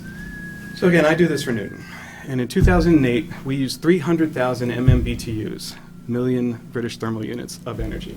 In 2013, we used 245,000 MMBTUs, and we saved $3 million. We have the software, it's called Mass Energy Insight, to track our energy use in Norfolk. We've never used it. There's no incentive to use it. There's no reason to use it. So the numbers, a lot of the electricity usage goes in there automatically. You'd have to enter in the heating oil use, but that would take some time, and since there's no reason to do it, no one's ever done it. But it would be very simple for us to use that software, find out where we are, come up with a 20% plan. And towns have been hitting 20, 30% reductions over 5 years, which is, again, bottom line operational dollars that you save the town. How much does it cost to save that money, to come up with this? First, to have somebody, you have to pay somebody now to input everything into that. Well, And then how are you going to save, what kind of programs are you going to come up with? And do we have to hire somebody in your position to now track this and create this so that we're really not saving money in the long run? MEI uses, all your electricity and gas data is automatically entered. If you use natural gas, we don't. You'd have to input heating oil and gasoline yourself. That frankly could, in a town like Norfolk, that could be done by a volunteer. And also, when the bills are paid, when you key in whatever it is, open the other, it's 5 minutes. I mean, we do that for the prison, and it's done not only automatically, but as a self-check, as there's someone that enters the data. When their responsibility is when they pay that bill, that gets entered, and we have a shared drive that we can go to. I mean, Rob's figures of $3 million of savings are great for a town. If I told you what we save for the prison, and someone's going to say, well, how can you just give that to the towns for the pilot funds? But it doesn't work that way. Yeah. But this is operating money. I mean, it's in the millions and millions and millions of dollars over. So, one thing, Arlie, you'll like this. We're doing a streetlight project in Newton. We own our own streetlights. We have 8,400 streetlights. In 2006, we went from the mercury streetlights to high-pressure sodium. We are now going from, high-pressure sodium lights lasted for about 6 years. It's about time to change them out. We're going to LEDs. So we went out to bid on the LEDs. We got $250,000 from the state because we're a green community, and we put that in for a grant. So they gave us $250,000. NSTAR is going to give us $500,000. The project's going to cost $1.5 million, and we're going to save $267,000 a year, paying for itself in 2.5 years, well, 3 years. Couldn't we do that without adopting the stretch code? We could not get the $250,000 from the state, for instance. But that's based on Newton's volume. No, but this The two. what I spoke about. This is part of the opportunities that we as a town can get, as a town and the citizens as well. If you don't pass these components, you don't become eligible for the rebates. I guess but in terms of the operating cost of the electricity, moving forward, we could implement more efficient energy sources in our town. We could. Today and lower our operating costs without implementing this. If Bob and Jack had the time to focus on this, and they don't.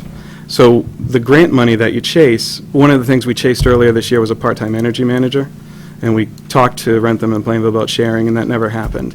But if we're a green community, and next year, as soon as you become a green community, you are guaranteed your first grant. And for a town our size, it'd be about $150,000. So that's guaranteed. Who's going to apply for that grant? We'd have to write the energy plan too, right? You'd have to write the energy, which the Energy Committee has already, 2 years ago, came up with a basic plan.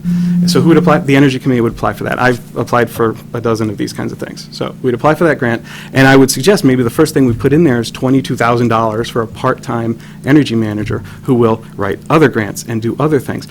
We're putting solar on 4 roofs in Newton at zero cost to us because it's a PPA. Okay, zero cost. We're generating $40,000 raw profit off of them, off of school roofs that weren't being used. I've had conversations with Bob. He feels the library roof isn't capable. We're putting solar on roofs that is twice as old as the library roof. So a person who could focus all their time on this, even if it was a half-time or third-time person, would be able to walk everyone through the project and get things like that done. We would be putting solar on the roof. HOD has that wonderful south-facing roof. I know it's got the really nice things on it, so, maybe people don't want to cover them up, but if you did, you could put a fairly decent array on the HOD roof and knock down your costs. These are things that we're leaving this on the table because we don't have the time, effort, or inclination to do it. So the stretch code is part one of this, step one. Step two is become a green community. Step three is use that first 150 wisely to not only maybe get someone who's a part-time person to do this for 25 grand out of that, and then that person, when I was hired in Newton, my boss said, if this person doesn't save us $1 million a year, you can have my salary. I'm not going to make him $1 million. I'm going to make him $750,000 this year. But we're going to save $750,000 that we wouldn't have saved because we didn't have the position. So in Norfolk, someone will be, A, able to pay for their salary. A person you bring in will be able to find you in year one $30,000 in savings, and probably a lot more. But we need to, A, you need the upfront money to do that. You need the indication that you're willing to go in. I mean, the state is looking for communities to partner with. And they'll offer grants to towns that aren't green communities, but being a green community gets you that extra leg up. And there are some grants that are only for green communities, by the way. And they want the commitment, and this is part of showing that commitment. The blower test was the bone of contention last time. It was, yeah. Is there, what's in this stretch code this time that's different? Is there something else that's likely to be a bone of contention like that? Is This it one's the still same exact code as the last stretch code. We didn't turn on. But the base code's gotten higher. The issue was more that people thought that it was going to cost more and they were going to lose the sale of their homes and all that kind of stuff. So if you can make the argument that they're not, they're still able to, keep the value of their homes, sell their homes and all that stuff, I think we've gone a long ways. So in Middlesex, now I know Middlesex County, and we did the research on Middlesex because Middlesex had a high penetration of stretch communities. So it wasn't like there's one outlier community that would screw up all the data. But in Middlesex, when you took 2010 versus 2011 sales, the stretch code towns, of which now they are a majority, had better sales than the base code towns. They had better building permit numbers than the base code towns. It didn't hurt them. And I don't have to prove that stretch code's going to help building or sales. I just have to prove it's not going to hurt. And what we've seen in the communities that have adopted it is it hasn't been a hindrance. The builders have been adjusting just fine. How many in the state, how many, whatever you call them, qualified people to go in and make sure you're doing this? How many are in the state right now that are licensed? Is there a number? Do you have any numbers on that? I thought it was 3,400. Relative to the, in other words, how does that average out per community? And then I suppose you could go a little step further, figure out how many, new homes are being built, how many communities have adopted it. So what, how thin are these guys really going to be spread? Yeah. So it doesn't hinder anything. But the thing is, you're kind of tying the inspectors into the approval process that a town inspector would be doing when that's not what they're doing. They're completely separate. Okay. I mean, as part of the construction project and the milestones of building a house, you have to have your blower test or your inspections that are done by that inspector have to be done on certain days, or you can't move forward with the inspection from the town, essentially, in some cases. So in other words, it'd be one component. Yeah. It'd be one component. It's almost an irrelevant point. So it doesn't have to be overseen or inspected by. They have the certifications. I mean, they have to do.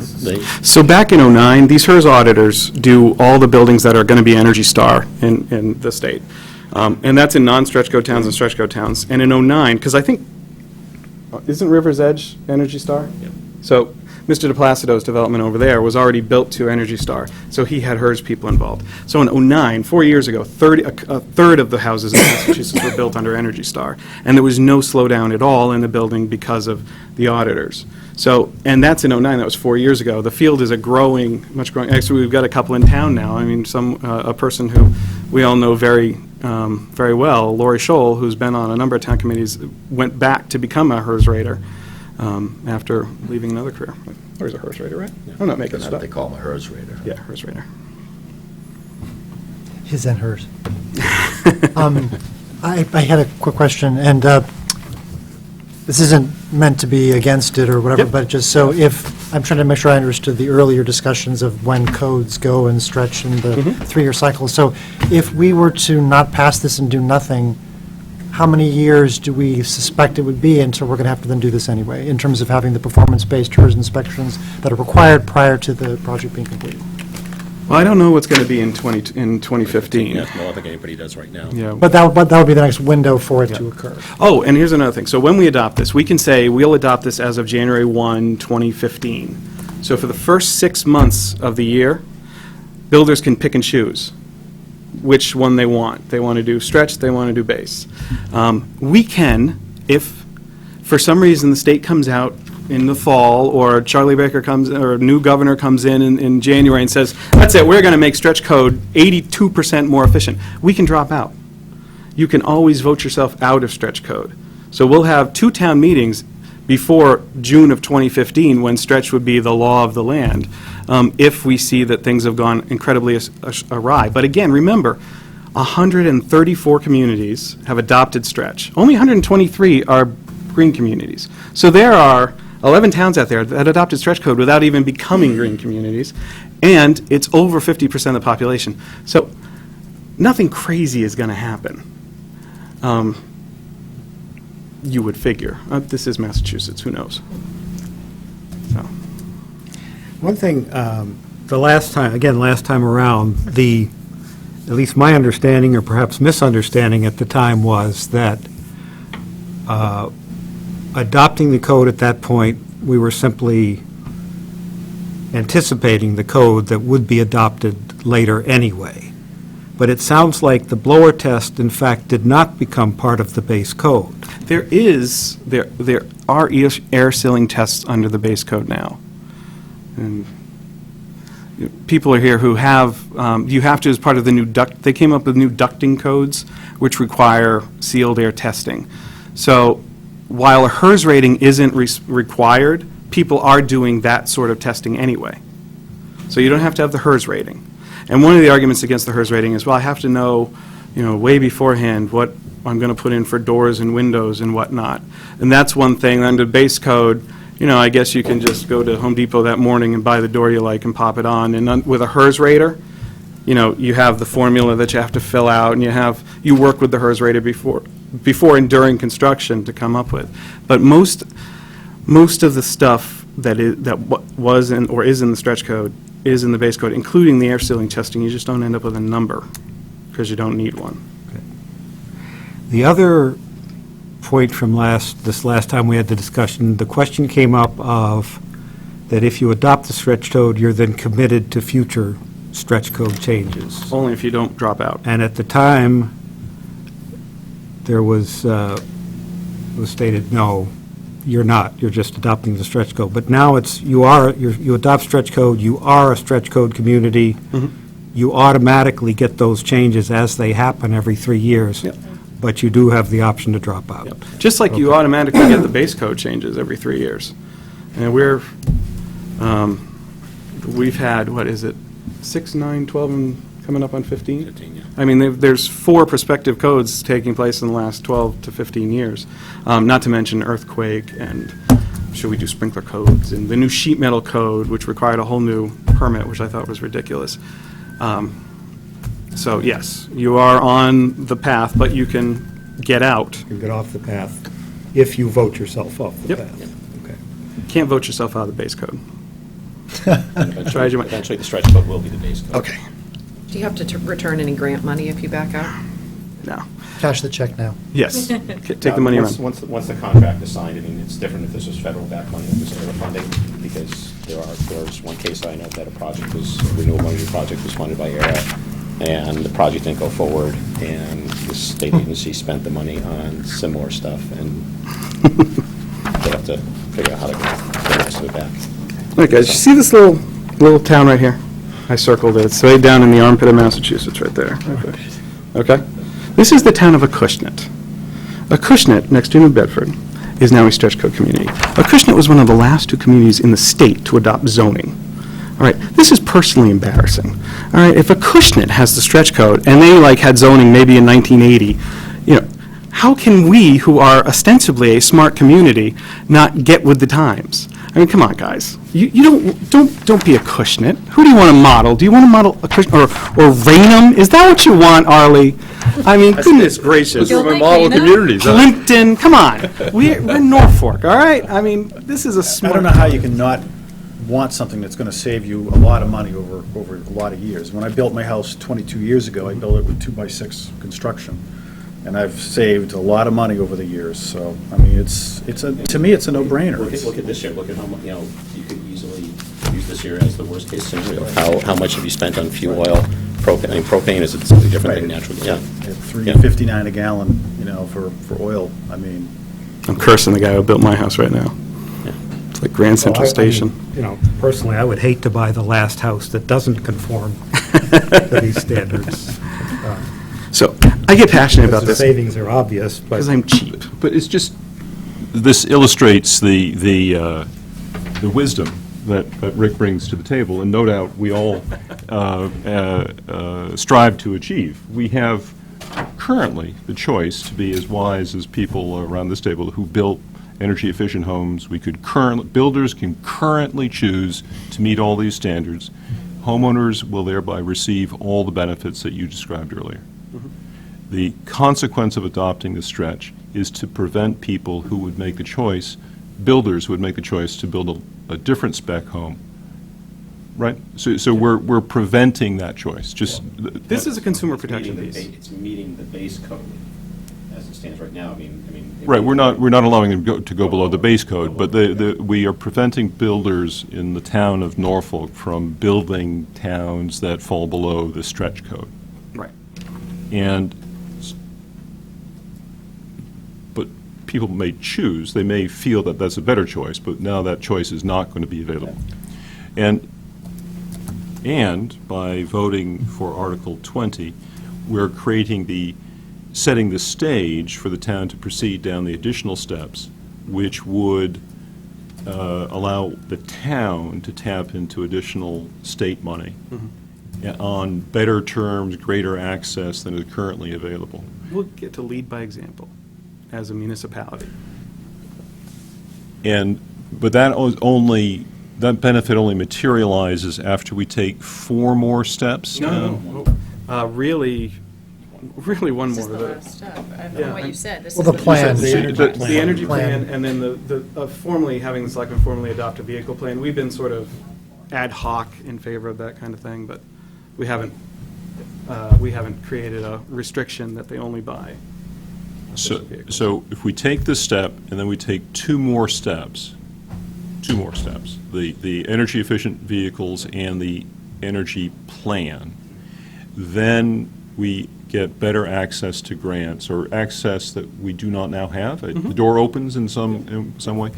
And those grants, in your experience, have been worth hundreds of thousands of dollars. Yeah, the community our size, and the first grant is a gimme grant based on population and a couple of other things, and towns our size get 150, 140,000. And then you go into a competitive round. So you go out and you come up with an idea. See, the first time the state will basically say, okay, you've got X amount of money, what are you going to do with it? And you say, okay, we'd like you to do a part-time energy manager, we need to redo the heating in this system, because it's going anyway, it's time to, whatever building, it's time to replace the heating unit, let's have the state pay for it. We're going to do this, we're going to do that, we're going to do this is X amount of savings in this first grant. And then next time around, we'll come up and say, we've got, 300 streetlights in town. We spend $35,000 a year on electricity. Give us a grant. We'll do a light-saving program that'll save us $20,000. For instance, just as a for instance. So, But just to make sure I get a handle on the expected future grant revenue that we could achieve by taking this step, it's $100,000 a year. I mean, in your experience, it's max $250. Max $250, and that's for the town. That's for Boston, or that's for towns our size. Max $250 for anybody. Okay. Depending on the competitives. The first time around, you're maxed out based on population. But then you can get stuff from NSTAR for that light lighting project. Oh, yeah. That's the, Yeah. So there's. Which is it's what not we- just So- from the state, you can also hit N-Star and the energy provider. And we can do that anyway. Just to make sure, and that is contingent on approval of Article 20, the N-Star thing, the N-Star. No. That anyway. right now, for We example. could do that Jim anyway. Talked about, the upgrading the heating system at the fire department, or putting heat source air pumps. Yeah. And actually, DOER has $1.5 million available to communities to do that exact thing. Plus, NSTAR will kick in money. I mean, we're dealing with NSTAR and National Grid right now. We're looking at a pool of $5 million. So there are compelling arguments to save energy, Yeah. no doubt about it. But with regard to Article 20, Yeah. our access to those funds from N-Star That is you're not just talking influenced. about. Are separate from this. Are separate from this. However, Just- when you're potentially looking at not doubling your buying power, but, adding 50% of your buying power, with the grants through the Green Communities funding, as well as the utility rebates or funding, I mean, you can just do so much more. It's a force multiplier, Yeah. It's a Yeah. force multiplier. Are there any numbers at all yet on comparative real estate values of houses that meet the stretch code versus houses that do not? Consumers willing to pay? Well, I have numbers on sales that show that stretch didn't affect sales at all in Middlesex, for instance. But is somebody willing to pay more for a stretch house than they are for a non? Well, I'll tell you, when I used to give this presentation around the state, my favorite slide, If you had that data, what would you? well, because the argument at town meeting is going to be, and actually, this came up last time. Costs more, so I won't buy it. Yeah, we won't be able to sell houses. I would pay more benefit if to you the said town. you're the hard So- rating sign off. My favorite slide was this slide. It's a real estate ad. Ravisi, they do sales in town here. This is for a house for $555,000 in Groton, Massachusetts, a new construction. And, let's see, stunning open floor view, blah, blah, blah. Built to the new energy stretch code featuring efficient windows, Energy Star rated central air, on-demand tankless hot water heater. Groton is not and will never be a stretch code community. The Realtor is putting in his ad for a house in Groton that it's a stretch code compliant house. Groton has what's called a municipal light plant. They're not a part of N-Star, they're not a part of Grid. Community light plants, for whatever reason, there's not a lot of incentive because they can't become green communities to go for stretch code, so they're not going to probably. But the guy is advertising that feature because it's selling. I've talked to realtors through my day job, and there's sort of this split. If they've been a realtor for longer than like 15 years, they get a little edgy about this. If they've been a realtor less than 10 years, they're selling green. They make it, this is why you should buy this house. It's going to save you X amount of money. Which, if I could just comment, I mean, one thing I would add to your calculus, Arlie, is that I wouldn't, this is just subjective, but I don't see it as taking a consumer choice away. I see this as making visible the choice that the contractor always makes. When I buy a box of cereal, I can look at the ingredients. When I buy a $200 vacuum cleaner or an air conditioning unit, it tells me what the energy efficiency is. If I buy a $450,000 home, who knows? So, from my perspective, I would vote for something that allows the HERS rating to then just be visible and stated and tested regardless what the level is. To me, this actually accomplishes both. It actually sets the minimum level and tells you what's inside the packaging. So that's just, I really appreciate the outcome-based philosophy of this as opposed to the inputs. It is very outcome-based. So that's just my, Just as a consumer, you could opt to get that on your own, though, outside of this code. Well, if you're the originator of the building, the house, or if you're having the house built as Right. part of it. But, for example, my house is built in '87 with the kitchen renovation we did when we opened up one of the walls, which we had to because we were putting a window in.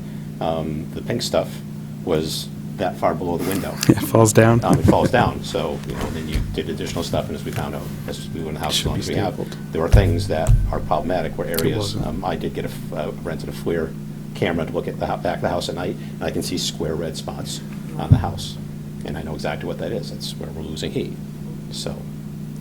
yeah, I think it's reasonable for the public sector to at least give something for an apples-to-apples comparison. I mean, it's true that I guess any consumer could ask, hey, builder, but I don't know if they would even know this or even know what would compare to something else, which again is why I think in very simple cases I see more and more examples of industries that just adopt, here's how efficient that X or Y is. And the test is you know what you're getting.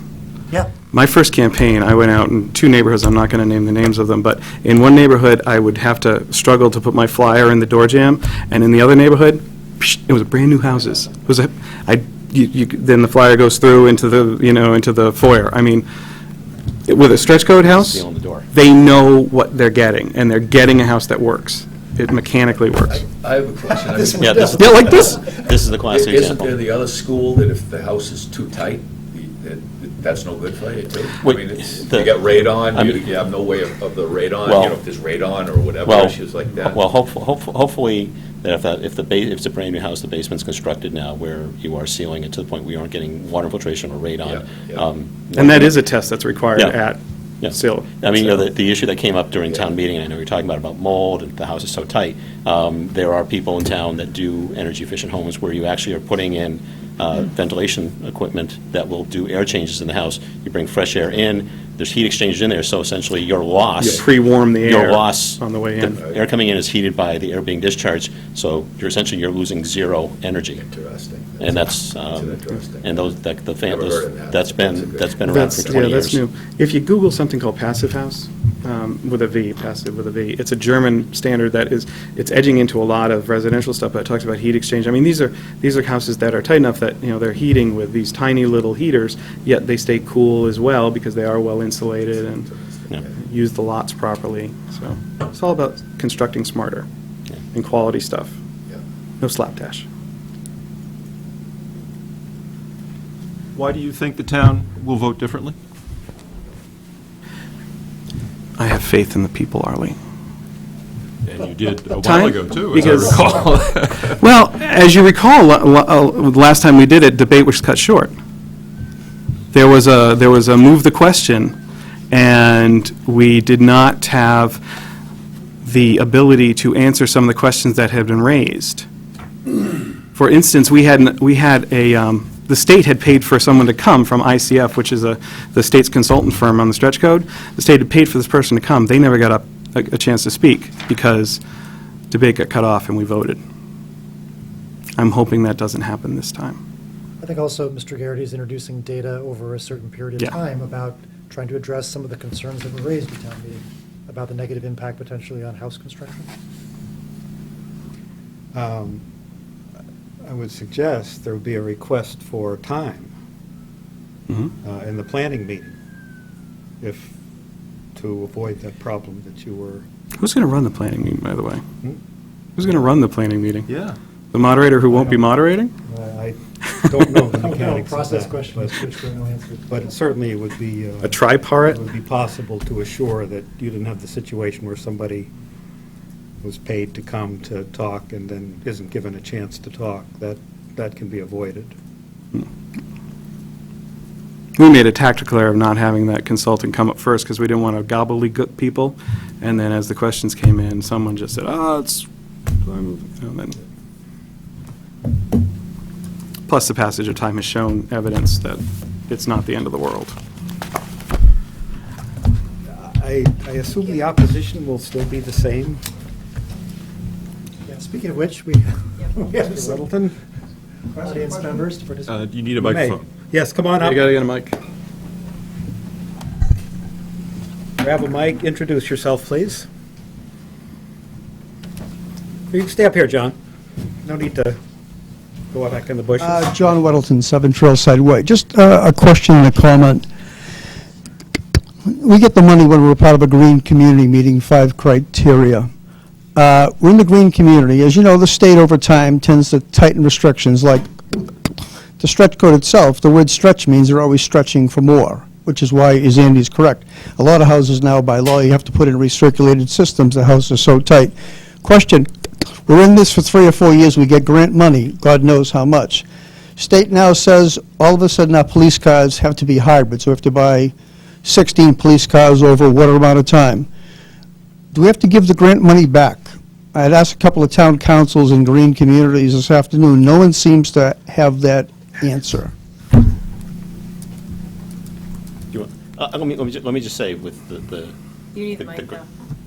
Just wants facts, not opinions. just with the grants I've done where, for example, electrical codes have changed, building codes have changed with all the energy efficient work I've done, that once the contract is signed, the work is complete, the money has been spent, you're done. If something changes, like I made the comment before about that other state agency that did a project, they did have to give the money back because what they signed the contract for wasn't completed. I understand what Mr. Weldon is saying is about, if things have changed, well, things change all the time. I mean, by the time 2020 rolls around, hopefully most cars will be getting 25 miles to the gallon or more. I mean, whatever the mandate is from the EPA. So that's I'm not quite sure we can predict what's going to happen in the future, but I don't think we're not going to be asked to give money back if the project is To completed. back out, and as long as the previous monies that we received were spent on the projects. That's an unknown. Proposed. That as long as we stayed in line with the contract that we signed Yep. for the grant money. Yeah. As long as we didn't vary from the terms of the contract, then that money is being spent. We are not in any obligation to return. They will not make Okay, us well, take let- out the heating system and sell it. and give I the money wanted back. facts, because that right now is an unknown. So unless we have a fact on this particular program, then no one should really speak, but try to find that answer. But I would tend to believe that as a town, if we sign a contract and we adhere to all of our terms in the contract, barring any caveat in the contract that says if you don't, they can't, Yeah. as long as we've stayed That's- with all the that- requirements, then we don't have to That's return the what you money. would think, but the town of Chatham has a federal grant, federal not state, to improve their airport. And they found out over the 2 or 3 years' time this grant has been in process, things are not going as they thought. There's been a tightening of this and that. They want to buy out. They can't right yet, they have to pay back all the federal funds from day one. I'm not saying that your theory isn't right or proper, or that Chatham's and federal lines fall in the state. We're going to make this type of commitment. We should know the answer to that.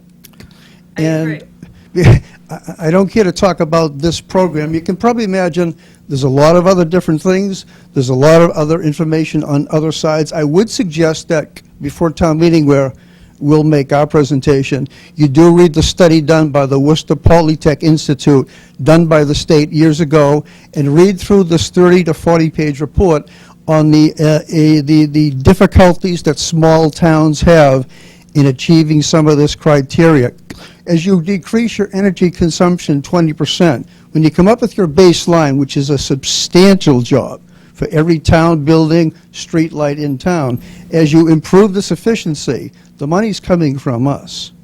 So I suggest you get yourself informed on a very involved matter, find out about our competitive disadvantages, why all of us builders that build to Energy Star rating and have been for years are not for this because of the lack of competitive advantage, and it falls upon basically the people that have the homes now.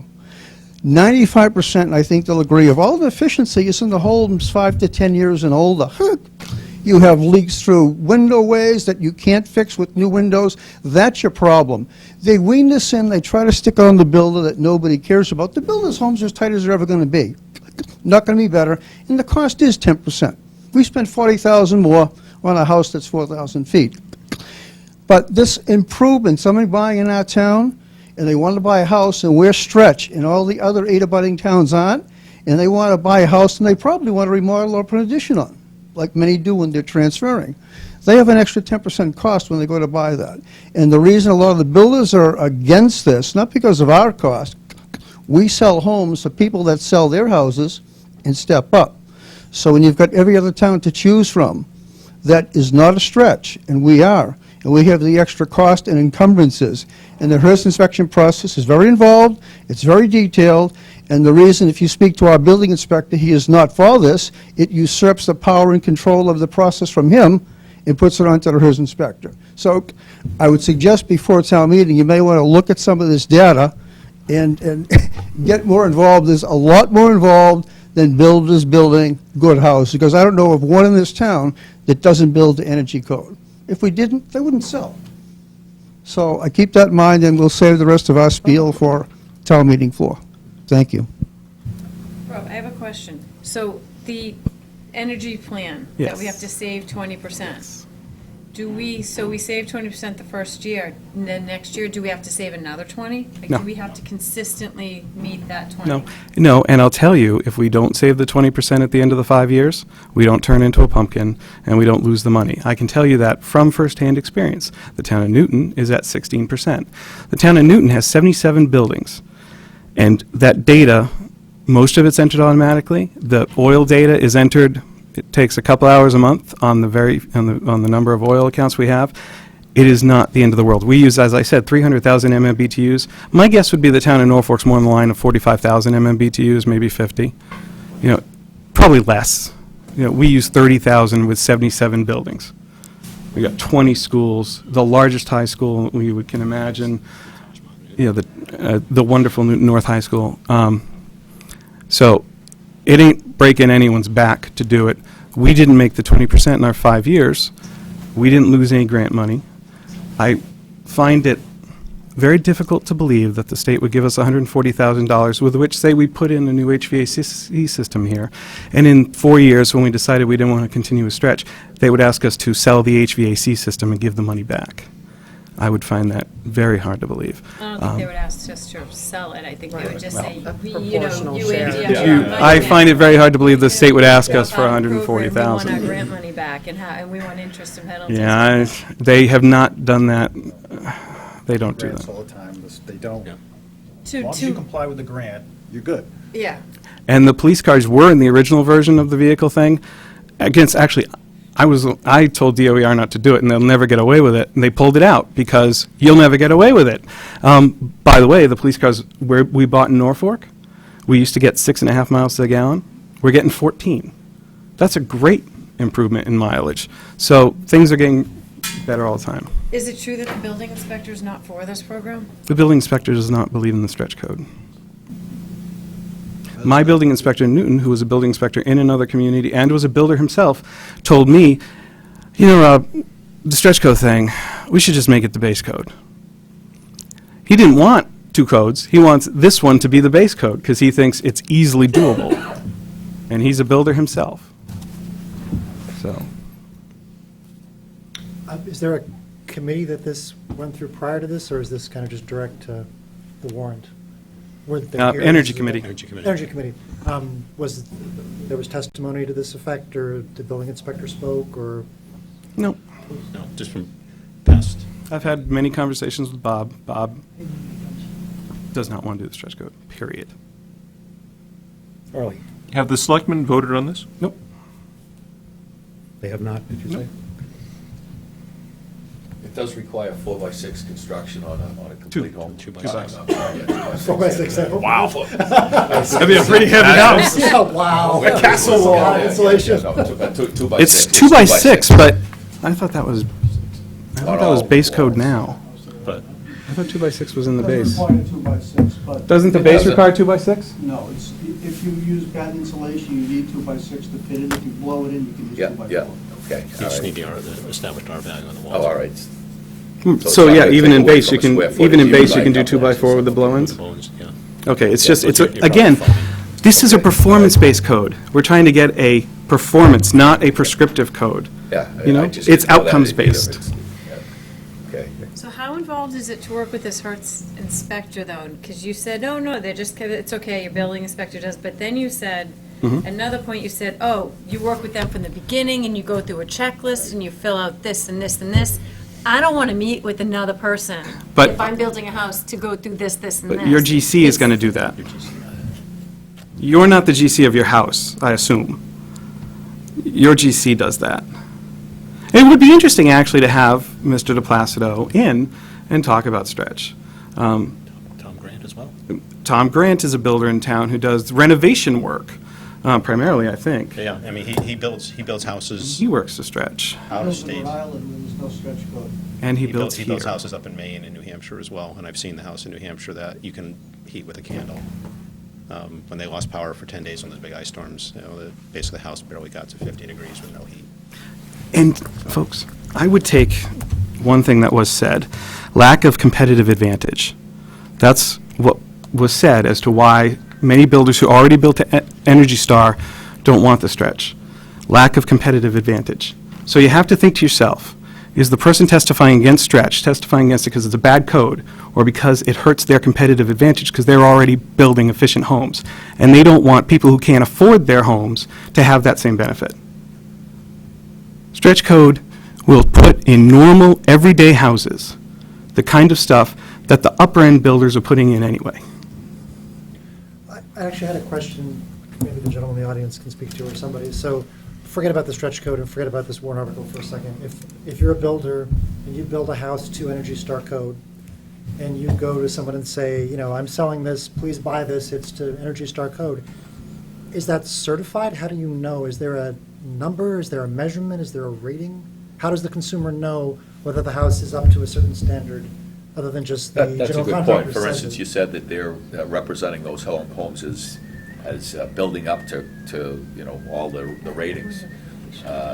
That's not necessarily qualified. I think there's an answer. It could be a misrepresentation if somebody goes in and it doesn't. I'm just kind of going along with your comment, not taking a side on it. Typically, something you have a HERS inspector that is on your payroll, and how does a person that's an employee that you pay salary and benefits to give an independent opinion on the status of your house? Drive up to Pulte subdivision, look at them in construction, you're Energy Star, see what you think. No, I'm sorry, Yeah, I know. Mr. Chairman, my question is, how does, today, if a general contractor builds a house to Energy Star code, is there any kind of rating or certification to that effect? That's my only question. That consumers should. Probably in the building department, when they file for the building permit, they write what specs they're going to put on it. There's a checklist. You know, whether you're doing the, 6x2, or whether you have a different, the 6x4, where you're going to blow in the insulation. To answer your question, I think we're going a little off-topic here, so, and we do have to move on, so. Thank you for your time. If there's It's been a any- pleasure. Thank you. Anything in particular, any last question on the actual No. article I itself? can't wait to be sitting on the floor for next town meeting. It's been 6 years. All right. Okay. Thank Well, you thank you very all very much. much. Just have one thing. Take You care. have a question now about the prison solar? Pardon me? You had somebody had a question about the prison solar? About the Prison prison solar. solar? I was just curious if the town got any benefit from that, from those solar. Nope. No. No, I just mean, the prison. it's all, it was our money we got, that the state got from the solar projects in Northern There's no tax benefit. Also, We're all good. All right. That land up there. That was laying on of hands there. Did you actually We do need it? to And move- the town. It's going to be the placebo. I'm sorry, yeah. Okay, I'm sorry, yeah. Have your conversation. No, I hear you. Thank you. Thanks. That's why you're the boss. Conservation Committee, would you? CPC, I'm all right, CPC, Community Preservation Committee, got conservation on, C means conservation. If you guys would, whoever's going to do the talking, or all of you, move up, grab a microphone.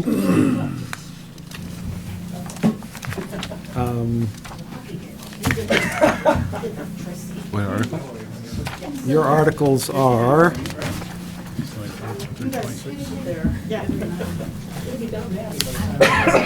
okay, CPC. Just so you'll know, we've already approved Articles 21 and 22, so there's really no need to I don't have my article. talk about that. They're the standard $35,000 and 10% articles. You can just grab. Yeah, so if you all would, grab a microphone and introduce yourselves, please. Cindy Andrade, I'm the chair of the Community Preservation Committee, and we would ask that we could first discuss the Jane and Paul's Farm article. Because we have Crystal Point here from Trust for Public Lands, and he has taken the leadership role in the negotiations on this property. And that is Article 26, I believe, yes? Yes, he also drafted the article with a few minor tweaks for me. And he can kind of explain how the whole thing is structured and give you a little bit of information on money, although we're not assigned. I can- Yeah, I'll let him. I can go ahead. Good evening, thank you for your time tonight. My name's Chris Lapointe, I'm a senior project manager with the Trust for Public Land. I have some maps here that I'll pass around so you have a visual of what we're talking about. The Trust for Public Land has been in conversations with Jane and Paul about the future of their farm for some time. And we have reached agreement with them to acquire 70 acres of their property for $2.45 million. We have an opportunity to acquire and permanently protect that farm. We have about a year to assemble the funding that we need to pull together. We have appraisal work underway. We expect that the value will come in above where our purchase price is. And once we have that number, that's a number that we'll certainly share with the town. We've engaged an appraiser and have listed the Trust for Public Land and the town and the Commonwealth of Massachusetts as clients, so that's work that the town can certainly have and review when that's ready.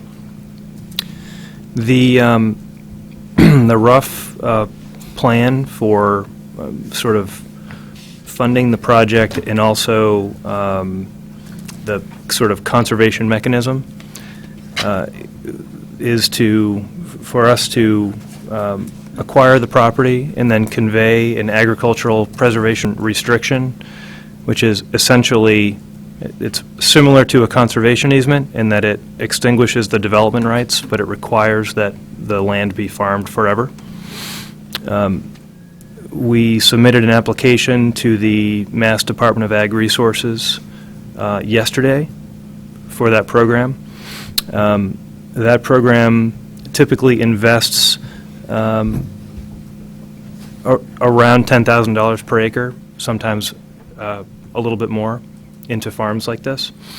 They have a meeting on the 16th of April at which their Agricultural Lands Preservation Committee will vote to nominate this farm into their program, and we'll have a better sense at that point what the magnitude of their investment might be. The notion is that the town, with a recommendation from the CPC, would invest alongside the Commonwealth in the APR.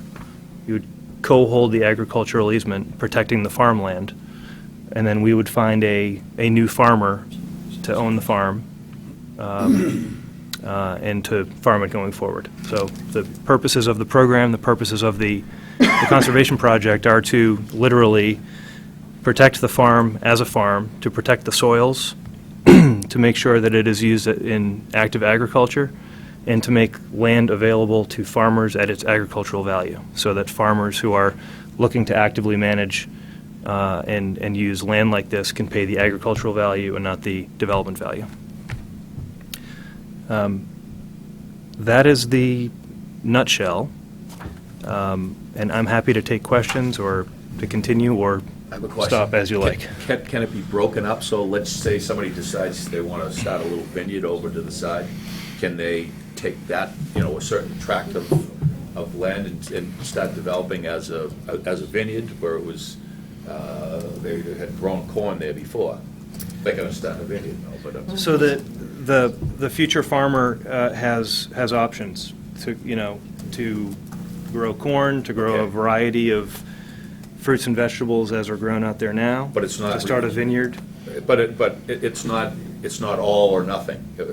That's my question. Is it all or nothing, or is it, one farmer would say, geez, that looks like a great area to grow, start growing apples, or we'll maintain that apple orchard and we'll start a new, Right. Can it be divided up amongst, or is it an all or none? Amongst a variety of different crops. Farmers, or different farmers. Actually, yes. So a single owner could certainly lease smaller portions of the property to actually subdivide and sell the farm in the future. They would need. I don't understand. So there'll be an owner. I understand you're going to purchase it, but you'll purchase it and then resell it to a farmer. So what the mechanism is that we have an agreed upon price to acquire the property, and then we'll amass the funding, and the funding goes to buy certain things. So there's funding to acquire the agricultural preservation restriction, which, as I said, essentially extinguishes the development rights. Okay. So that property interest will go and be held by the Commonwealth and the town with a town meeting approval. Yeah. And the interest that you're left with is the restricted farmland. So land that, at its agricultural value, that will be sold to a new farmer. So Sold by who? sold by the Trust for Public Land.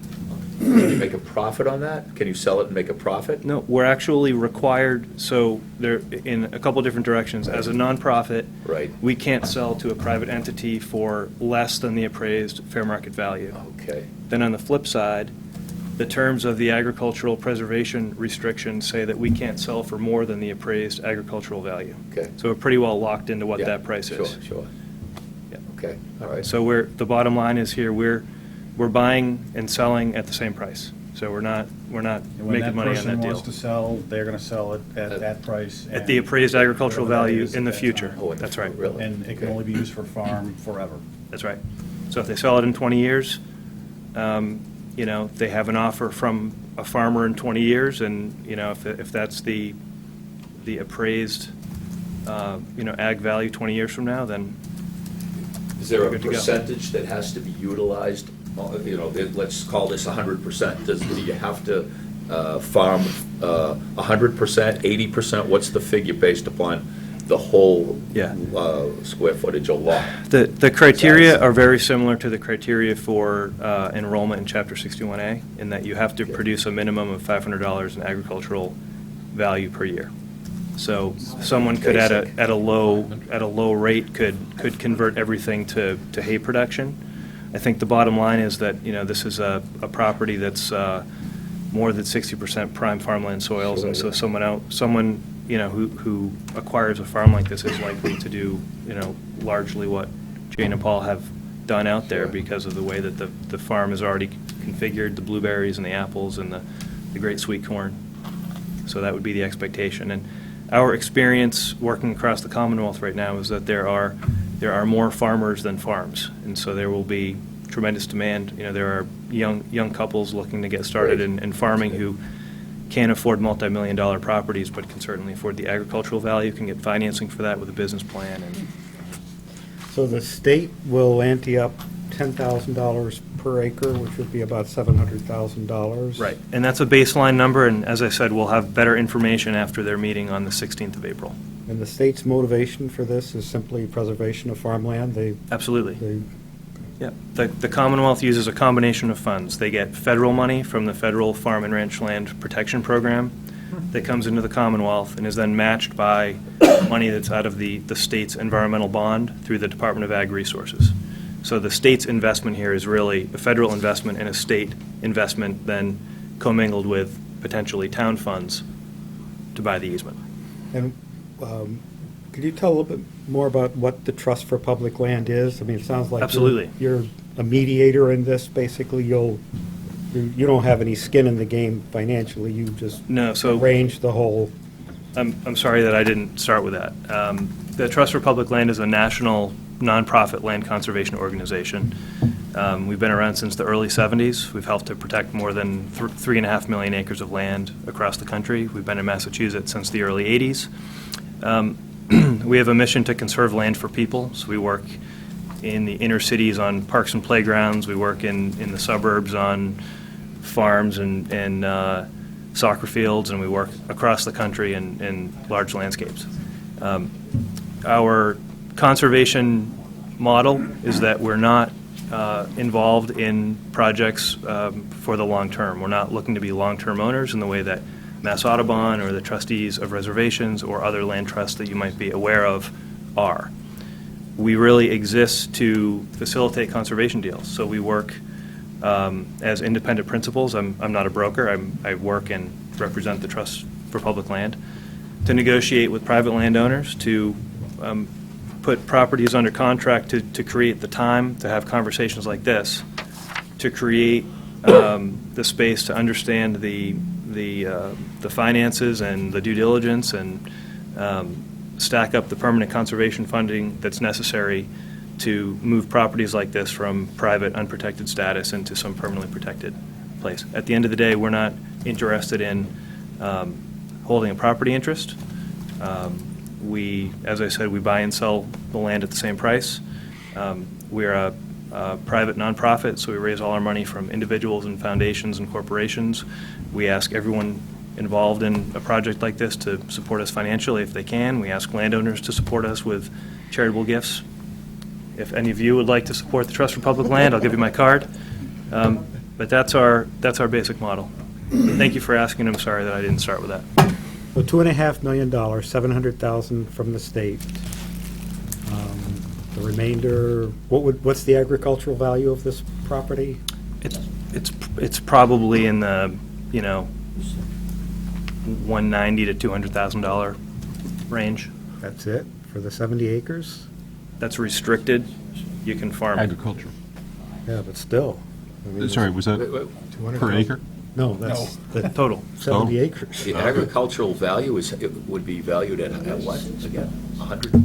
Somewhere in the range of a couple $100,000 after all of the development value is stripped off. So if I wanted to start farming there, I'm just saying, for a couple $100,000. If you're a qualifying farmer and you're legitimately Are you going to farm serious? it. I don't know if it's a conflict of interest, but I mean, I'll start a vineyard up there. Be the best wine around. No, I mean, no, I'm half kidding. I'm half kidding. No, I know. But don't be surprised when he shows up on. I mean, So that's, we're- to So we're me, 40% of the way there, and there's another $1.5 million, well, that give kind or of. take, that is has an- to come from somewhere else, and I gather that's where CPC comes in, and the town Right. of Norfolk comes in. It's also an entree into one of my next questions, and I'm not sure who can answer this, but how does that disadvantage the town from the tax benefit that we're getting right now?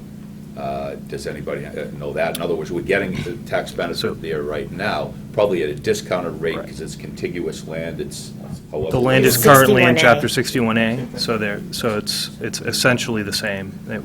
Okay. The result after the imposition of an agricultural preservation restriction gets you to roughly the same place that enrollment in Okay. Chapter 61A. Right. So the property will stay on the tax rolls roughly at the At this- level that it's Okay, at now. all right, okay. So this vehicle allows for Jane and Paul to appreciate the full value of their land without having to convert it to developed property, basically, and allows it to maintain, like, they wouldn't want to sell the property at the agricultural value. So am I thinking of this right, that this vehicle lets them maximize the value of their property that they would be able to maximize if it were developed while maintaining its agricultural usage and protection?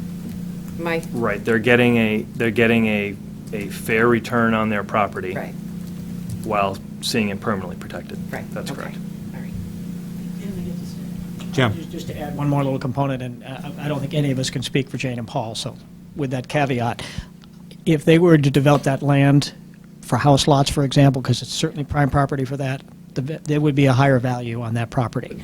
Higher So than what there, you're- in truth, I think it's their desire to see this remain a working farm, that they've agreed to a price that had they sold it for development purposes, probably would have been a higher price. Right, that's good to know. So, Yeah.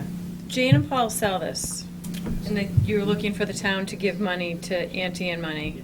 You guys are gonna give some money, and you're hoping that the state or somebody will come in with money, right? Am I right so far? We're assembling funding from the Department of Ag Resources to be invested into the agricultural preservation restriction, along with town monies. And then the final piece is the private sale of the restricted farmland at its agricultural value To a farmer. to a farmer. So, Not a guy from the advisory committee. but how much Plus, he has a valid business Look at under my plan. fingernails, Nice that's try. dirt. Wait, so I'm confused. I thought that that you were buying the property from Jane and Paul They are. for like $2.5 million, something like that. If we can work 2.45. out this deal. Well, Yes. when technically all these funding sources are going to go to them. Is that a better way to say it? But only 200,000 is for the property itself. The other 2.2 million It's or the whatever is preservation. because of the preservation aspect. That entire amount of money is required to purchase the property from Jane and Paul. We are then slicing the real estate interests because there's funding available to buy the agricultural preservation restriction, and there are buyers ready to buy there are farmers ready to buy the restricted farmland at its agricultural value. And that gets us up to the close Purchase to $1 price. million number that we were Right. at before. It's the other $1.5 million that Right.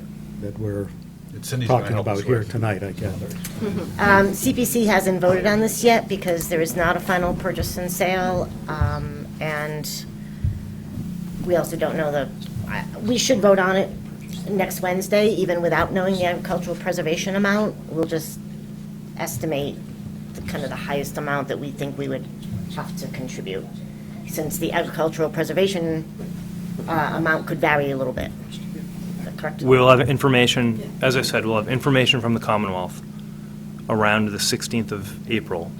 But it sounds like in round numbers, we're talking $1.5 million, yes?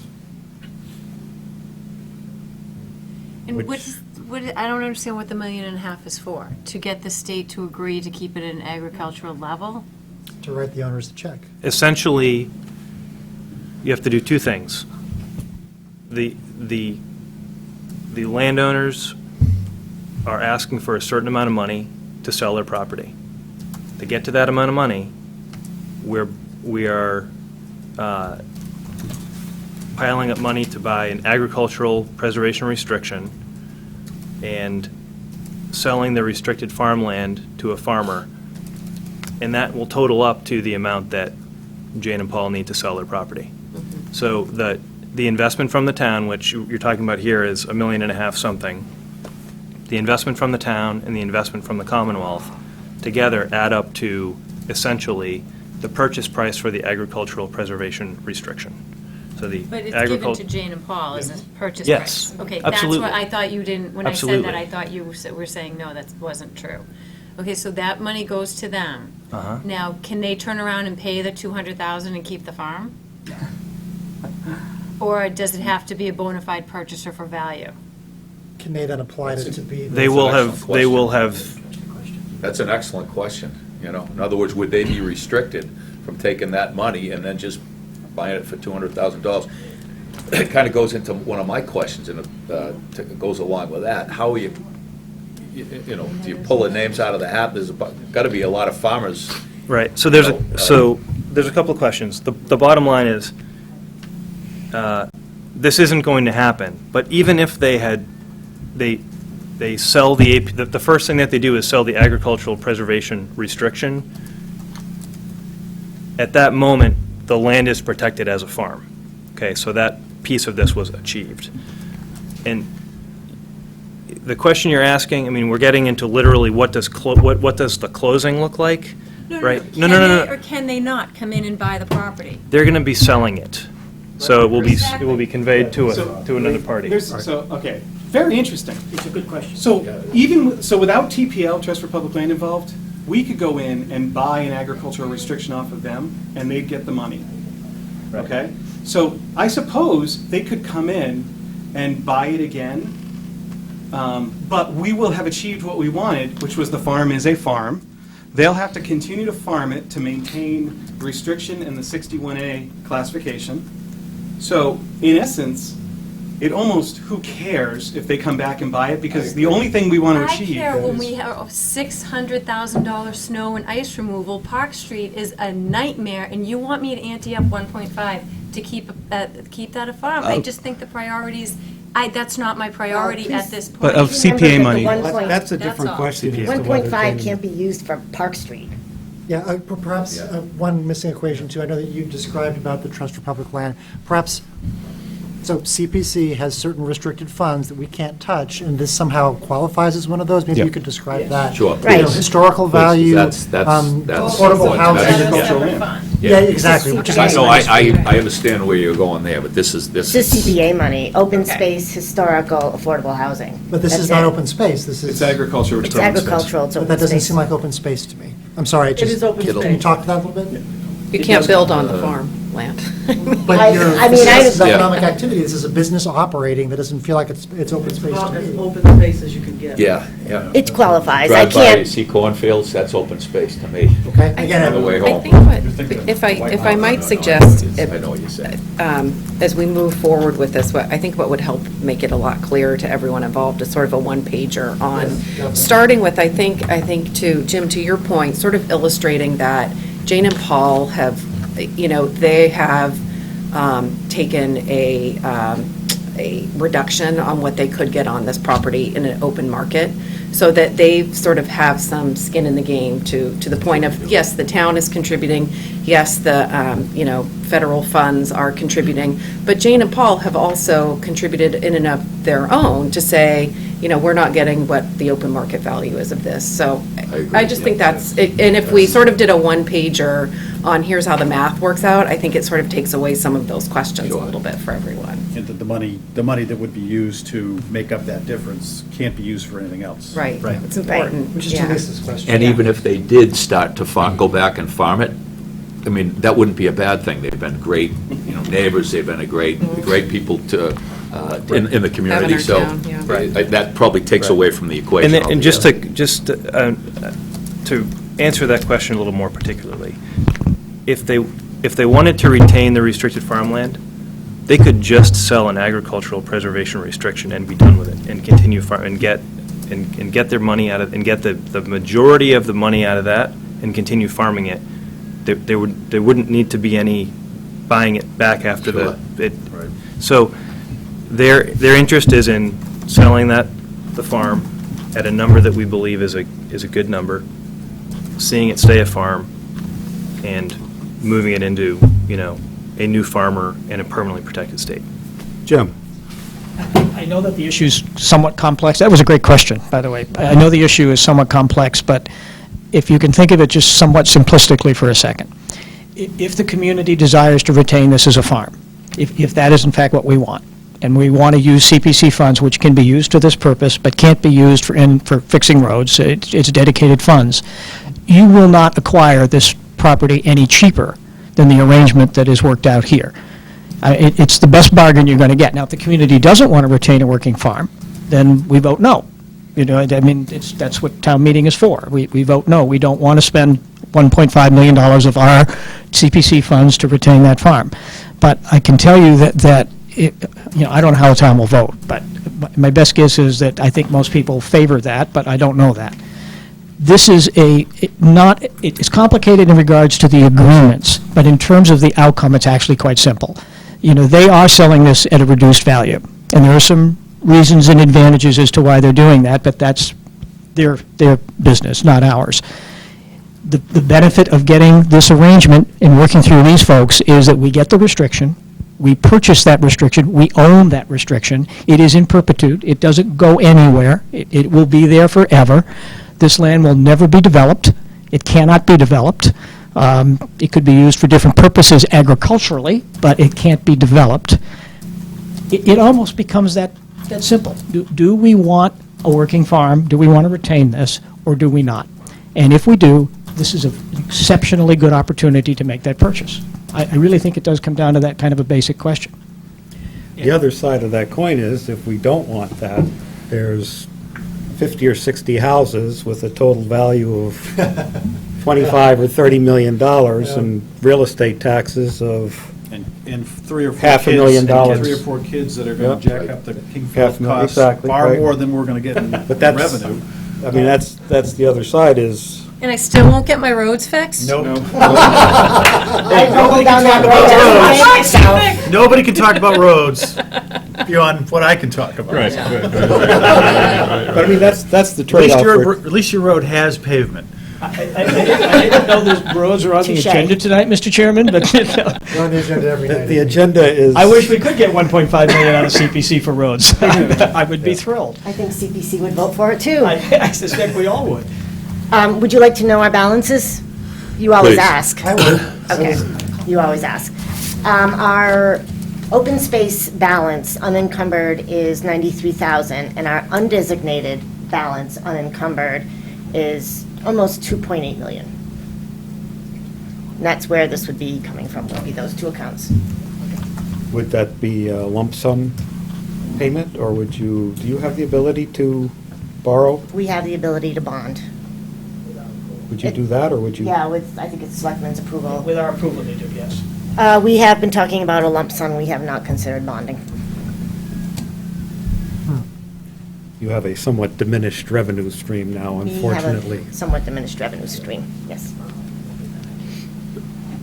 Isn't this something that you've been kind of waiting for, in a sense, a big opportunity? This is kind of the maybe, I Crown don't know, jewel. the crown jewel It's maybe. been talked about a lot, and not only in CPC, but I think through many town boards have Sure. always viewed the farm as being there and being very desirable. Yeah, How many acres is it in total? 70. 70. They are retaining 5 acres around their house. Right, that's the red hatching on the map. So in that sense, so you say that you cannot develop it, but now you're going to sell it to another farmer, but Paul and Jane are keeping their home. This other farmer is entitled to build a house to live in on the farm? No. Or no? They can't. No. They can build agricultural buildings. We've talked about this a little bit, the notion of leaving a house lot to sell to the next farmer. We'd have to sell that house lot at fair market value, which would, cost more than the value of the restricted agricultural land. Some farmers want to live on their farm, some may already have a house somewhere. The notion of, and one other thing, the APR program doesn't allow you to have a house that's affiliated with the farm because they want to isolate the agricultural value, right? So you can access the agricultural land at its, so that someone doesn't build a $700,000 house that's attached to affordable farmland and then it makes the farmland unaffordable. So they have to be separated anyway. So it's a great question. And one more question, what is that, who's living in the center of the farm? Well, Fruit Isn't Street, that- Fruit Street runs through the middle of that. Okay. That's not owned by Jane and Paul. Oh, okay. It looks like it's just in the middle of this It big does, and farm. I'm sorry that Justice of the peace. Fruit Street actually Serious. Oh, that's right. I've cuts seen that right in that. half. Another one of our road problems.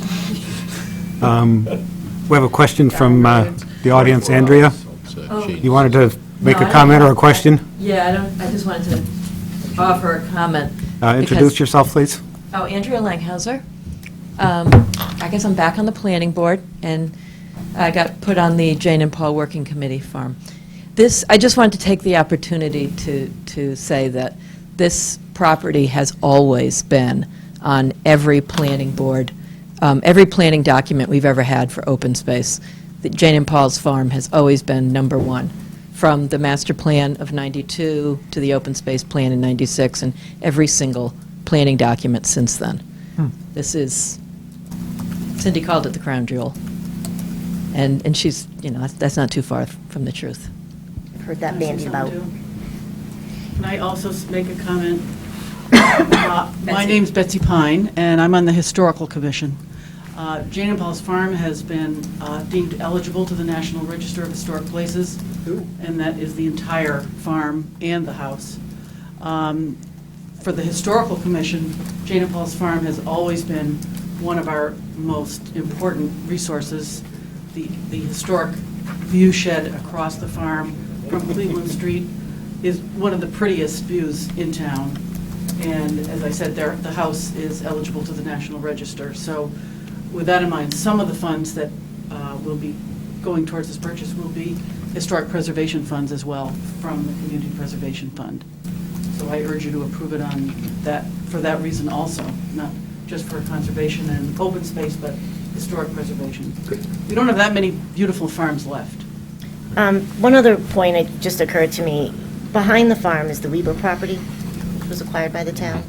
So we are planning on drawing in an easement. Which is shown on that Which is map. shown to get into that parcel as well. The town owns that? I'm sorry. Yes. There's a line down the middle, a yellow line. Is that 2 properties, or is that all just one? It's shown in the assessor's parcel as 2 properties, but Right. it is contiguously owned, yes. When The the whole town outline. originally bought it, it was presented to the town as having egress or access via Chickatobit, which turned out not to be true. It's close.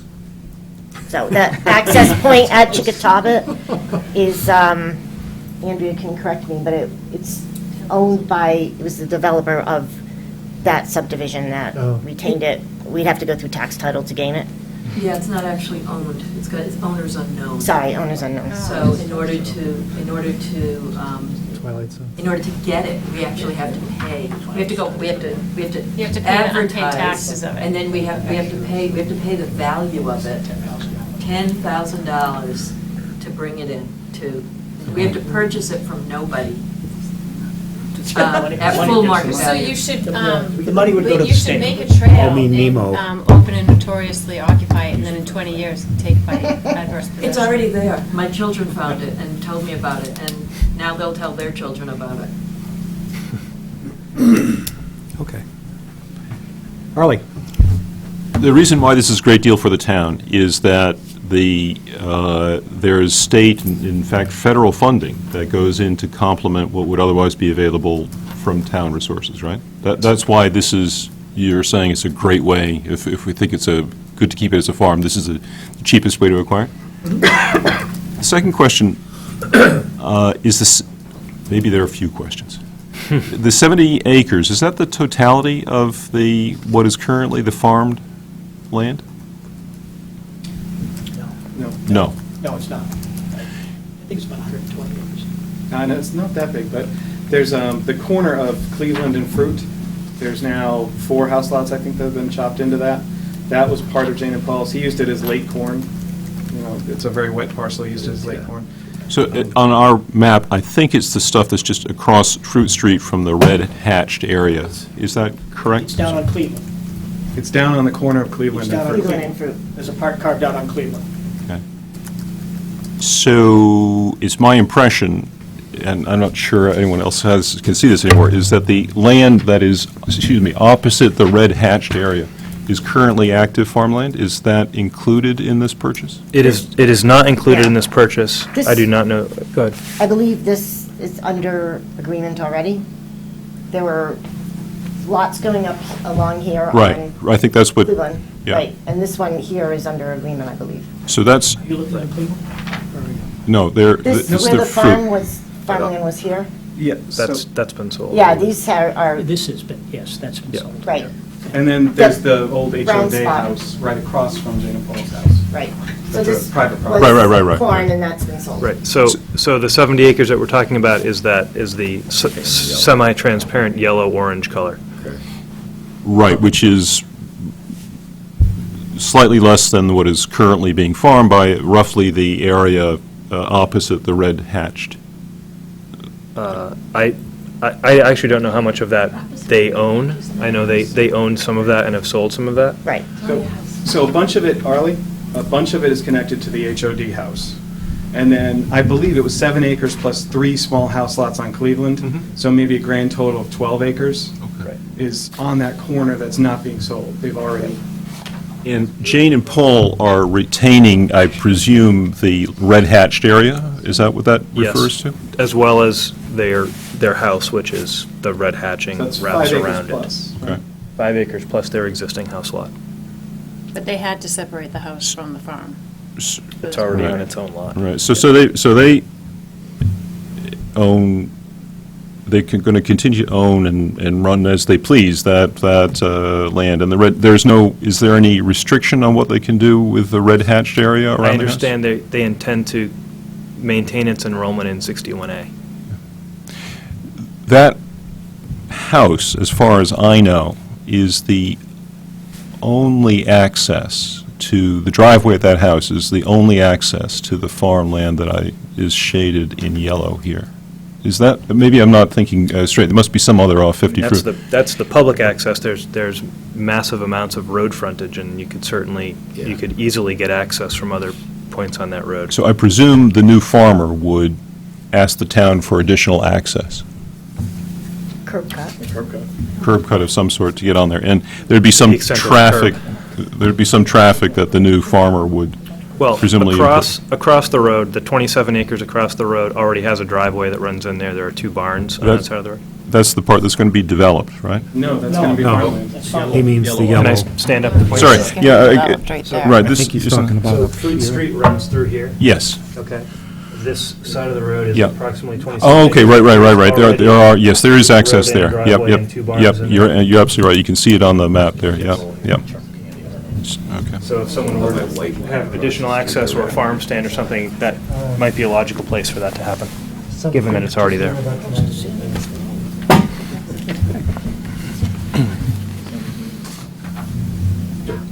Other questions, comments? I excited to hear that perhaps historical dollars can be used to this. My recollection is of the three different categories, of the three buckets that you administer, the historical dollars are almost impossible to spend, so. It's 434,000 in the historical bucket.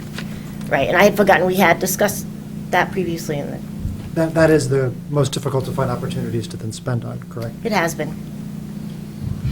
Maybe not the most difficult to find opportunities, maybe the most difficult to find expensive opportunities. Oh, Also gotcha. a little history. Gotcha. There seems to be, Sorry, have the selectmen voted on this? Have the selectmen voted on anything? That could simplify. Okay. We're not going to vote this year. No, we haven't voted on any of these articles. Okay. We have a meeting next Wednesday. CPC is planning on attending the selectmen's meeting next Wednesday, also with more final numbers after CPC actually votes. I was about to say, there seems to be almost zero interest in seeing this land developed. Is that a fit with that? I mean, I don't know that I know anybody or have heard any, certainly no opinions expressed tonight have seemed to be in favor of seeing it developed. And is that, would you say that's, have you had any opposition at all to this idea? Haven't really talked a lot about it to anyone, just because numbers weren't known, and so I haven't tested anyone's opinion. I can't speak for other people in the audience. Well, the working committee looked at development opportunities. You can speak to that.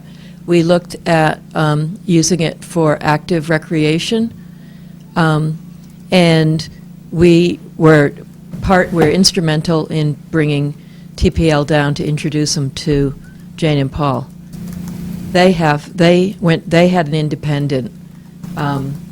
independent discussion, and they brought out Jane and Paul's true interest. And once it was clear that Jane and Paul wanted to move forward with a farm option, it became the best option for us at the working committee to recommend. And I think the question you're really asking is it sounds like everyone's in support of conserving the farm, right? And have we heard anything to the contrary? Basically, Right. I'm just, Right. I haven't heard anything. wondering to the what we'll contrary. hear at town meeting. I mean, clearly, there's a conservation-minded group here, but, Correct. Jim? They seem like a simple point, but we don't get a vote in that. I mean, they own the land. So they have every right to direct this purchase or sale of this property in any way they so choose. True. I mean, what we want, if we want it developed and they don't, Well, it but doesn't matter. If, it's what they want.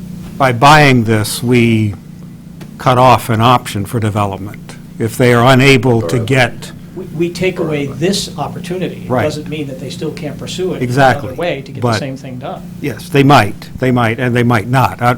All I'm saying is this forecloses that option, and I'm just wondering if there are people that don't want to see that, if there's any significant portion of the town that would not like to see that option foreclosed. I don't anticipate there will be any, but If you had it's to do just, an it's been a very one-sided discussion, that's all I'm saying. It's different.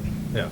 We will plan, assuming that CPC votes to go forward and the selectmen are supportive, and probably presuming the advisory board is supportive, we would be going forward with just an informational meeting at the library. It is a complex transaction to understand what you're getting for this amount of money. Right. So, and, we would ask, cable to do it and to record it and all, because it's not, it took me a while to wrap my head around it, to really understand what are you getting for this amount of money. Angela had a very good point, to be able to have that one page at that Yep, meeting. we will And do then again that. at town Absolutely. meeting, so people, because it was confusing for me, and when I thought I had it, I thought you told me that wasn't how it worked. No, it took me a while to, And then, of Get course, it. the people know that it won't help with the snow removal of the roads. yeah. Exactly, yeah. The bumpy streets, yes. Okay. Thank you all. Thank you very much. Thank you very much. If we find any opposition, should we bring them to you? They'll show up at town meeting if they exist. Okay, as long as we have CPC, as I say, we've already approved your two standard articles. Thank you. We have the, from you also, Articles 23, 24, 25. You have them. 23, sorry. Another I'll let you 50 take the lead. Pardon me? I was going to jump in, and I said, no, please take the lead. Oh, okay, just say the first one's another $200,000 to go to affordable housing. Right. It's as before, similar ones we've had before, where they are still being able to find values in the town, even though housing prices are starting to escalate. And they did a whole presentation to us with how many houses they have under construction. I think they have 4 going into the next lottery until they're sold. You know, their funds run down until they're sold and replenish their coffers. So this is basically was the balance in the affordable housing account, and a little more actually, just to enable them to be able to move forward if something attractive comes on the market, or mostly they're looking to purchase existing homes. In view of the Jane and Paul situation, another $150,000 from undesignated reserves. What's your revenue? What are you taking in each year now, roughly? Hold on. I just did this for the annual report. Can I give that to you? Give us the report? No, I don't have it. Can I send it to you? Oh, yeah, you know, to the nearest $50,000 is close enough. No idea? Okay, all right. Couldn't tell you. I can give it to you. I have it at home. But Actually, we can it's not figure on it the top of my out pretty head. well. The real estate value of this town's about $1.5 billion, and what's the percentage? I thought it was 1%, wasn't it? It used to be We're taking 3. in about 150 to 200,000 a year. Yeah, I thought it was a little bit higher than that. And then there's a minimal match. Okay, anyway, $250,000 plus or minus 50,000 maybe. All right. Okay, any Article 23 questions? Discussions? We'll hold off, just like to ask, hold off on any motions until we're through them all, and we can kill several birds with one stone here, perhaps. Okay. Surcharge so- revenue that came in, I'm not sure if this was the whole year, was 143,000 on my last. Prior to that, it was 551,000. That's before we cut That was last year, that was before we cut. it. So I'm not sure, the 143 probably is not final. That's probably an estimate. All right. So yes, we're cognizant. Questions, comments about the affordable housing transfer? None? Okay. You're going to spend XXX dollars on plan. I'm comfortable with that. I have a little bit of a problem. I go 2X. I can give you some information. This is also something that I'm obtaining quotes on. I did give to Marion the information on the open space plan, and it was last done in 1996. This is the cover. It is a binder about yay thick. It is necessary if the town is to apply for any grants, for instance, for purchasing open space, fields, any kind of state grants, this has to be done, or we're not eligible. So, in lieu of declining CPA revenues, it would be a wise thing to be able to apply for grants again. And it's a necessary thing. So, You have any ballpark number of zeros? yeah, the number on this is 11,500 for the estimate for doing it. So it's 5 X's. It is 5 X's. Is that what will definitely appear in this warrant? Can we take that as a final number? The other part of it is an open space and trails map. And this is something that's been in the back of my mind for a long time. I spoke to John Weddleton of Conservation about it. I was just going to propose an update to the open space map, which also dates to 1996. Does not, for instance, have the Lynn Farm on it. Does not have any of the open space subdivisions on it. There's a few other big parcels that are missing from it. Highland Lake is not on it.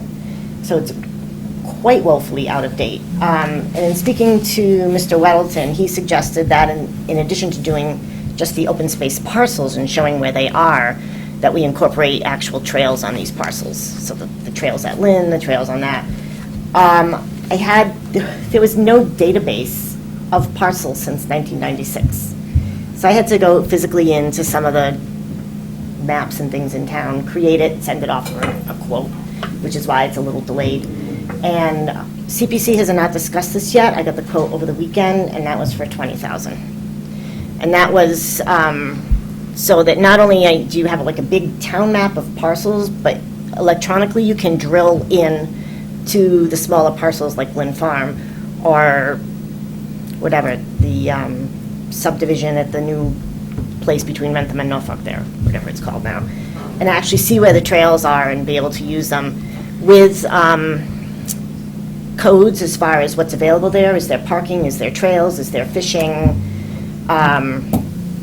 And as well as any descriptions of the parcels. You know, this is a wooded area with a natural cranberry bog and a vernal pool. It would include Gumpus would go on it when that's done. So, like I said, CPC hasn't discussed this yet. I'm also trying to find out if, in the completion of the open space and recreation plan, we'd be able to get some grants to do this trail map. So, that's kind of where we're at, and we will discuss it and make a decision on Wednesday. Okay. But those are the two pieces of it. And it would be using the CPC funds to support both of those. Right. Anyway, yep. The open space reserves, again. Yep. Yeah, undesignated. Yeah, actually, that's what the article says. Yep. Right. Okay. Questions, comments about that?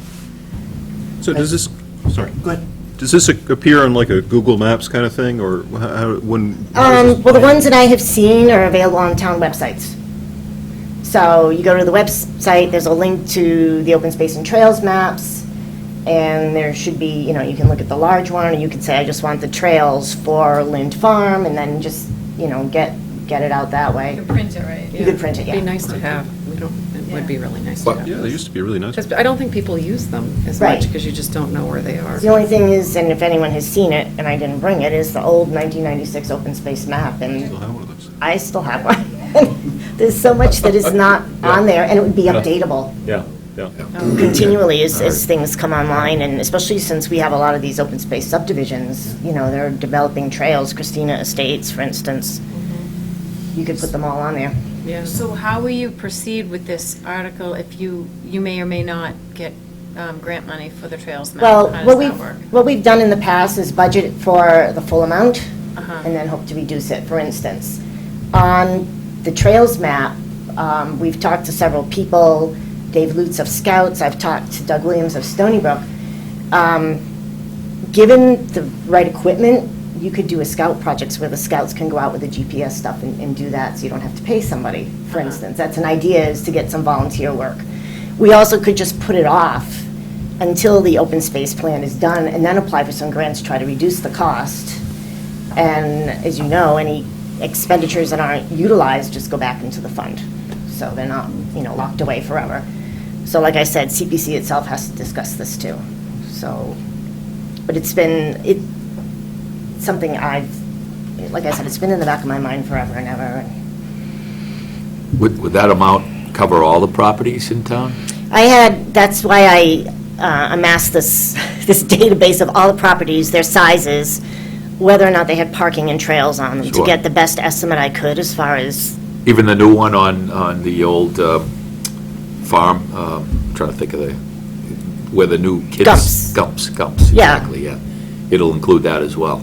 Okay, when it's done, all yep. right, Yeah, all right. Will it include Jane and Paul's? Because that's an active project, but you can update it. It can you be said. updated. Okay. I haven't discussed how the money for updating will come. I'm hoping that it wouldn't be very much on a yearly basis. Maybe you could do it as volunteer work at the annual updates if you paid for the major work to be done. And, you know, and I don't know, you know, if it's not very much, maybe it can be a budget item. I don't know. Maybe Concom can take it out of some of their fees or something. I haven't thought that far. Um, Rentham has a nice one if you can get into their database. as an aside. Anything else? All righty. We will await further developments on this one as far as the specific amount.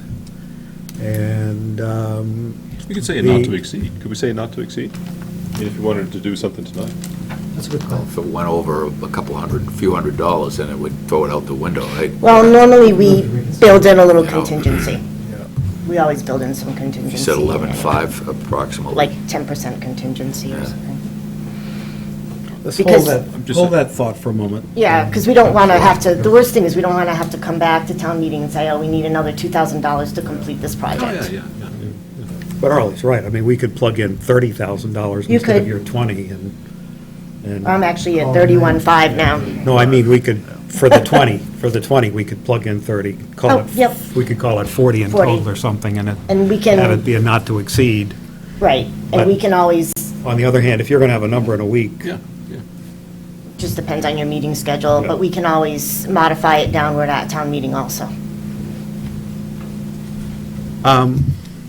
Let's move on to Article 25. For the preparation of the Rockwood National Historic Register. District application. Now, that's just, sounds like. This is the something application. that is being submitted by the Historical Commission, and in 2005, we had a preservation consultant do an architectural survey of the whole town and a historical survey of the whole town, and we designated certain areas as more than just individual houses, but areas that were pretty much intact historically and architecturally. And so the area that goes from the railroad tracks, Frank Gross's office, up to and including Boardman Street, where it goes by the Grange, and all the houses in that area are pretty intact historic houses. And this area has already been approved by the state for a National Register district.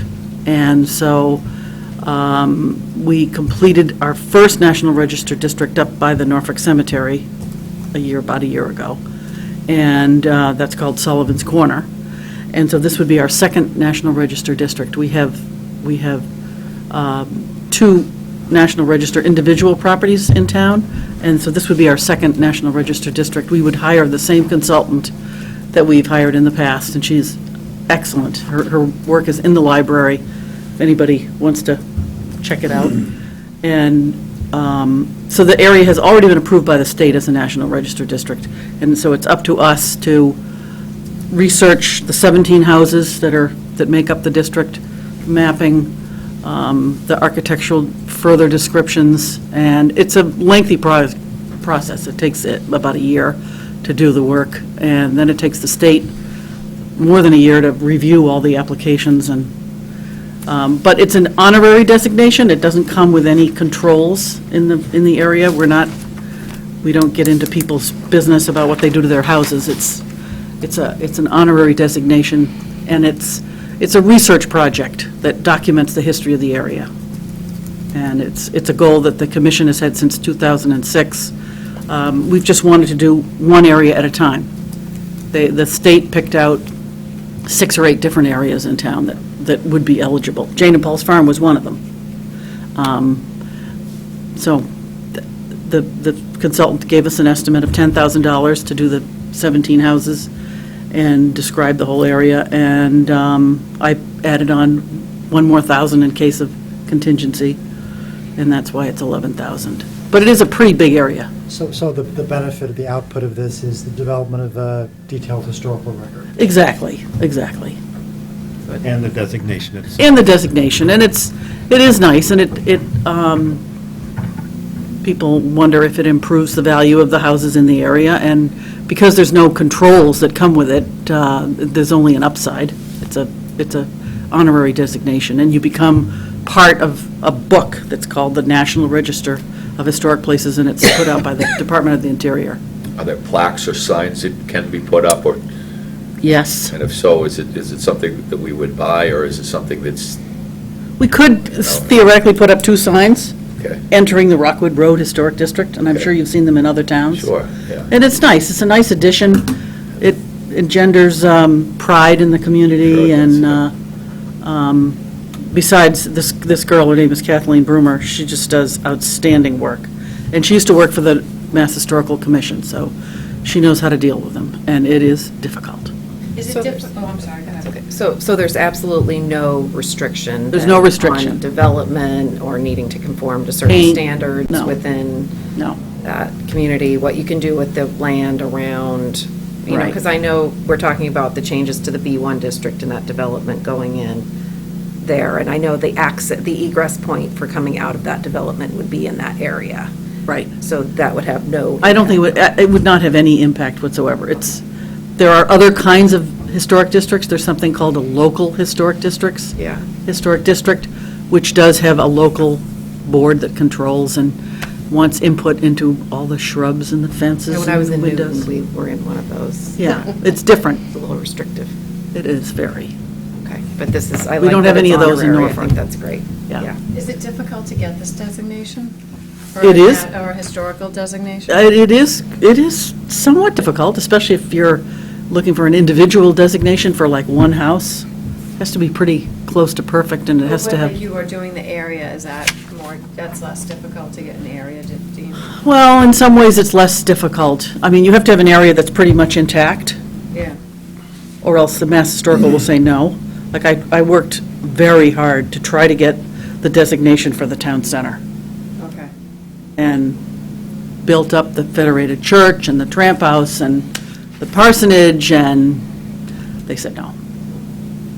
Because there used to be a beautiful historic building where Country Crossing is, and there used to be a beautiful big old home where the gas station is, and they're all gone now. So they said no to the center, but then they said, now, from Rockwood Road to Boardman, yes. Has its own story. And in a few words, what are the historic aspects of that property area?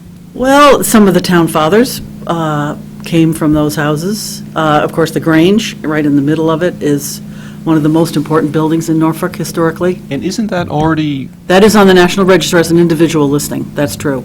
But this is like an extension of that influence. H. Olive Day was born in the house across the street, 35 Rockwood Road. And it's kind of a rooming house now. yeah. Under, I was going to say, that is not a stellar attraction of an historical. but it's a pretty intact house. Yeah, it's actually, it's not what you think. It's actually a pretty nice. It's a pretty intact house. Okay, okay. And there's some funny little old capes along the road. When you start looking and you start seeing, you'll see, there are house after house after house, pretty intact. Okay. You know, it's not Nantucket. We don't have sea captains' houses in Norfolk. And that's because this is a farm town. This is agriculture, and you had poor people living here, so the houses are modest. I applaud the work you do. And Thank you. I really do, and I've reached out to you before about the Everett Street Cemetery. Oh, yes. And then, my wife and I walk through town a lot, we do a lot of walking, and we talk about Sullivan's Corner, you know, that my wife was like, why in the world did they build this house right on the street? I said, they didn't. The street encroached, yes. But, By the way, the Pondville Cemetery is now listed on the National Register of Historic Places. Yeah. That took a long time, but all the history of Pondville is all documented in that there cemetery. is rich history in this town that There I never is. knew until I started really digging. You into have to some start of the things. looking. I You have only to know look. a little bit, but Yeah. I wish the schools would reach out to you and get it into the school program, even just a little bit at a time each year. Mhm. I really do. Because I think the town has a lot of history. And It does. important history.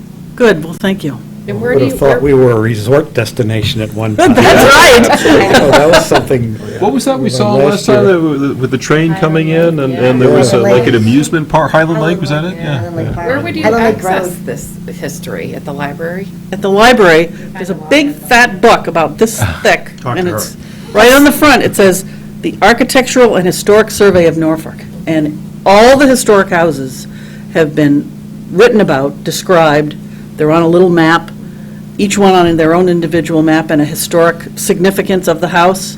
And there's, over 100 houses on this in this survey, and we paid, I think, $15,000 to have this done, which is the biggest expenditure the Historical Commission is. My son had to do that in his high school that he went to. He goes to Siberian, and they each have to do that Okay. PowerPoint on the town that they're from and the history of the town. And it was great because the room that the book is is in the schoolhouse in the front of the library, and it is set up like a schoolhouse. Yeah, that was a school. It's beautiful, and he went through all the books over there, and then I drove him around town, and he took pictures of, like, the cow crossing under the railroad track over Yes, here. yes, and- yeah. Oh, it was amazing. Oh, we went out to Highland Lake. We're like, oh, people will be calling the police on us. And, he took pictures, he went out into the woods and took pictures, and he had pictures from the book that he, did then and now. So you and- saw our survey book? Yes. Oh, awesome. There's also a lot on the Historic Commission website. Yes, there houses. is. One of our previous members was a real computer guy, and he put on 100 houses on there, and just numerous things, more than we can maintain. That's the problem. Who did the television show about, Pondville, yes, that's one of our members. that was Betsy that was Whitney. fabulous. Betsy Whitney is one of our members. She lives in Pondville, and she has written a history of Pondville that any historian would be proud to put their hands on. I've read it, it's very good. And we have another member, Barbara Bartholomew, who has led the fight to have this big sign on Town Hill. I don't know if you've ever seen it. There's an All the informational information sign panels that are with going up. all the structures that used to be around Town Hill, which are still standing and which aren't, and a map, and she's got the old North Street that went right through the public library. You don't realize it, but there was a street that went almost right through the building. It's hard to explain, but anyway, it's on Town Hill. And we have that big sign, and last year, 3 more interpretive signs were approved and are in the works, being created as we speak, for Pondville. There's going to be a big sign in Pondville, City Mills, and Highland Lake. So we have a very active commission with members that are working like crazy. Where's the Highland Lake sign going? We are going to create a new access to Highland Lake with a little parking area, and there's going to be a sign right there. There used to be the road that went up there, and it got sold off as house lots. Yep. It's off of Main Street, but it's Main Street that goes around the corner up towards Walpole. There's a little road, and it's going to be a more official opening in the fall. And we're working on having paths and trails put in, and this big sign, and a little parking area. A lot of that's been spearheaded by Barbara, right? Yes.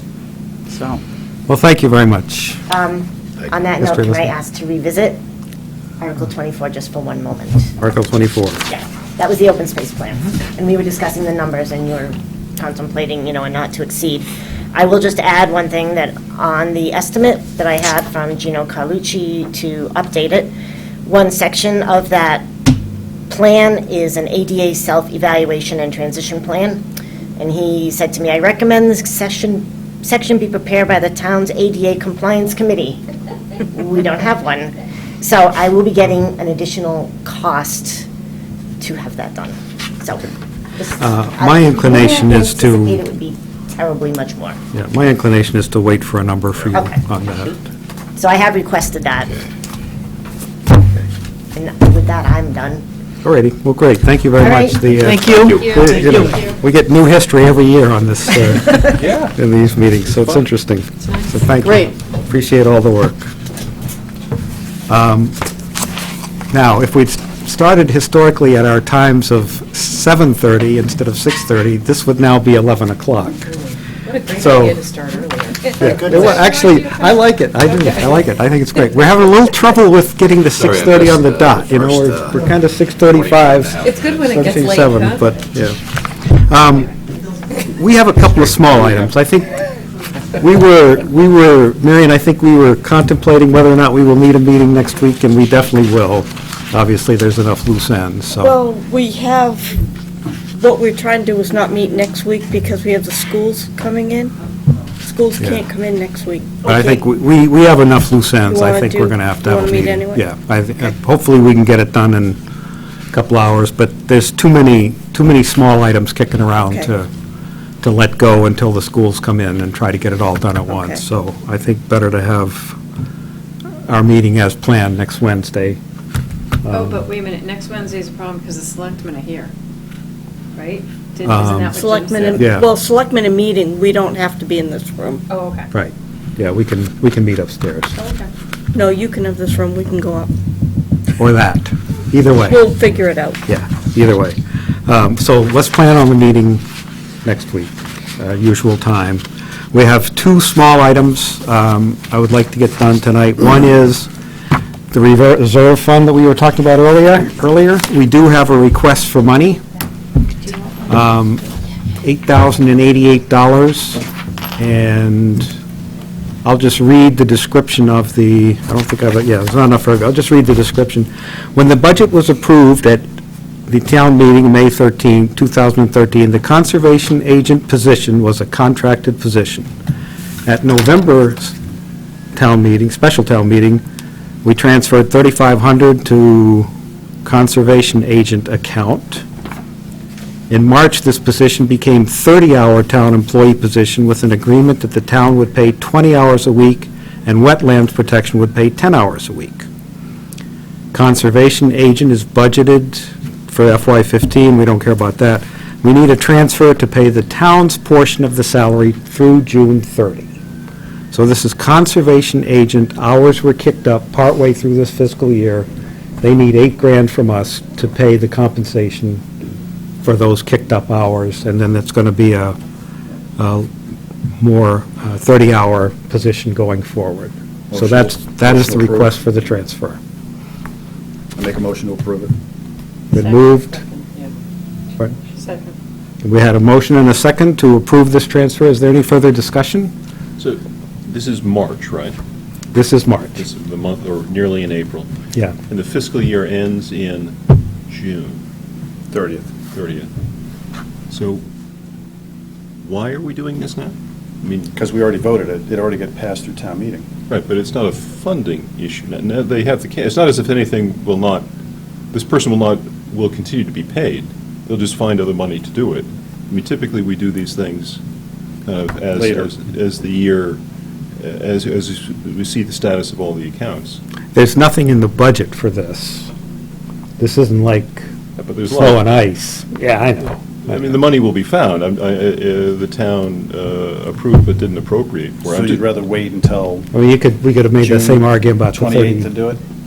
$30,000 from a few years ago with that disability, right? I mean, that could have waited. But it makes it easier for them to plan if they know they've got the money at town meeting. I mean, theoretically, I mean, I think you're right. I don't As really long have- as there's free cash, why would we ever tap this fund? And yet we get asked, and Right, I just wonder why we do. I mean, why don't people go through the usual transfer of cash around to make things happen when the liquidity is there? And then we, at the end of the year, when we see where everything stands, we kind of clean it up at that point. I don't have an objection to the use of the funds this way. I just wonder, occasionally we say that what happens if the boiler blows up and it costs $49,000? What are we going to do? Because we've spent, all but $42,000 in the fund. I don't think that means very much either, but I just, it's kind of off-cycle, is the only. Yep. Comment noted. Any further discussion? All in favor of the transfer, aye? Aye. All opposed? Nay. One no, so it's whatever the count is to one. The transfer is approved, and I think I'm the only one that needs to sign it. Is that right, Marion? Yes. Okay, so, Can I ask a general No other question, action. Pat? In terms of, and maybe this is the free cash part, but in terms of, at the end of the fiscal year, let's say they control expenses and have more revenue than anticipated, what happens to that net gain? I mean, what does It has that, to get certified as free cash. and so then that turns into free cash? Yes, but not until it's certified, which takes a long. until 6 fall months. town meeting. Yeah. And then it's appropriated otherwise? Yeah. Because the reason we had, one of the reasons we had the capital problem that we had was that the free cash was certified the day before the fall town meeting.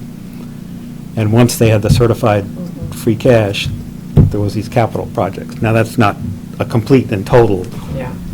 I think explanation for why that happened, but It's not free and it's not cash. It's not free, and it's exactly, and we should be managing it just Yeah. like we manage all the other dollars that are spent. but they are. So I think- They are. That Right, money but I cannot mean, I be think spent. calling it free, you know what I mean. Every town has the same, Yeah. I hear it Yeah. both ends. But it cannot be spent except by appropriation of town meeting.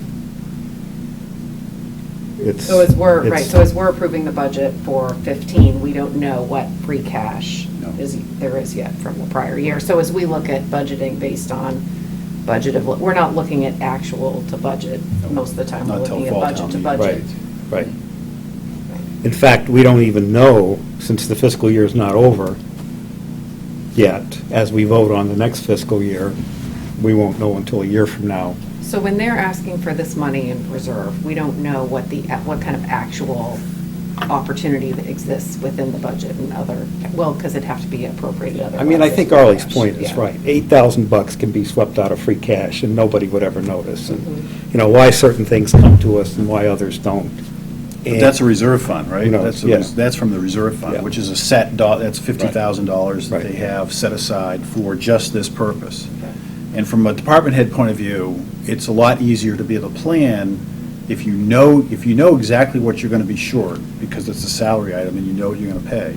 It's a lot easier to have that done earlier than wait until, I agree that, you know, when I run out of money in my overtime, which I never know what it's going to be, and I run out of money in May 15th, you know, then FinCom ends up voting it, you know, shortly before that, before I run out of money, and that's just, there's no other way to do it. But when you have an actual number, a salary like this, it just makes it easier. Thank you. One last item, and it's a quick one.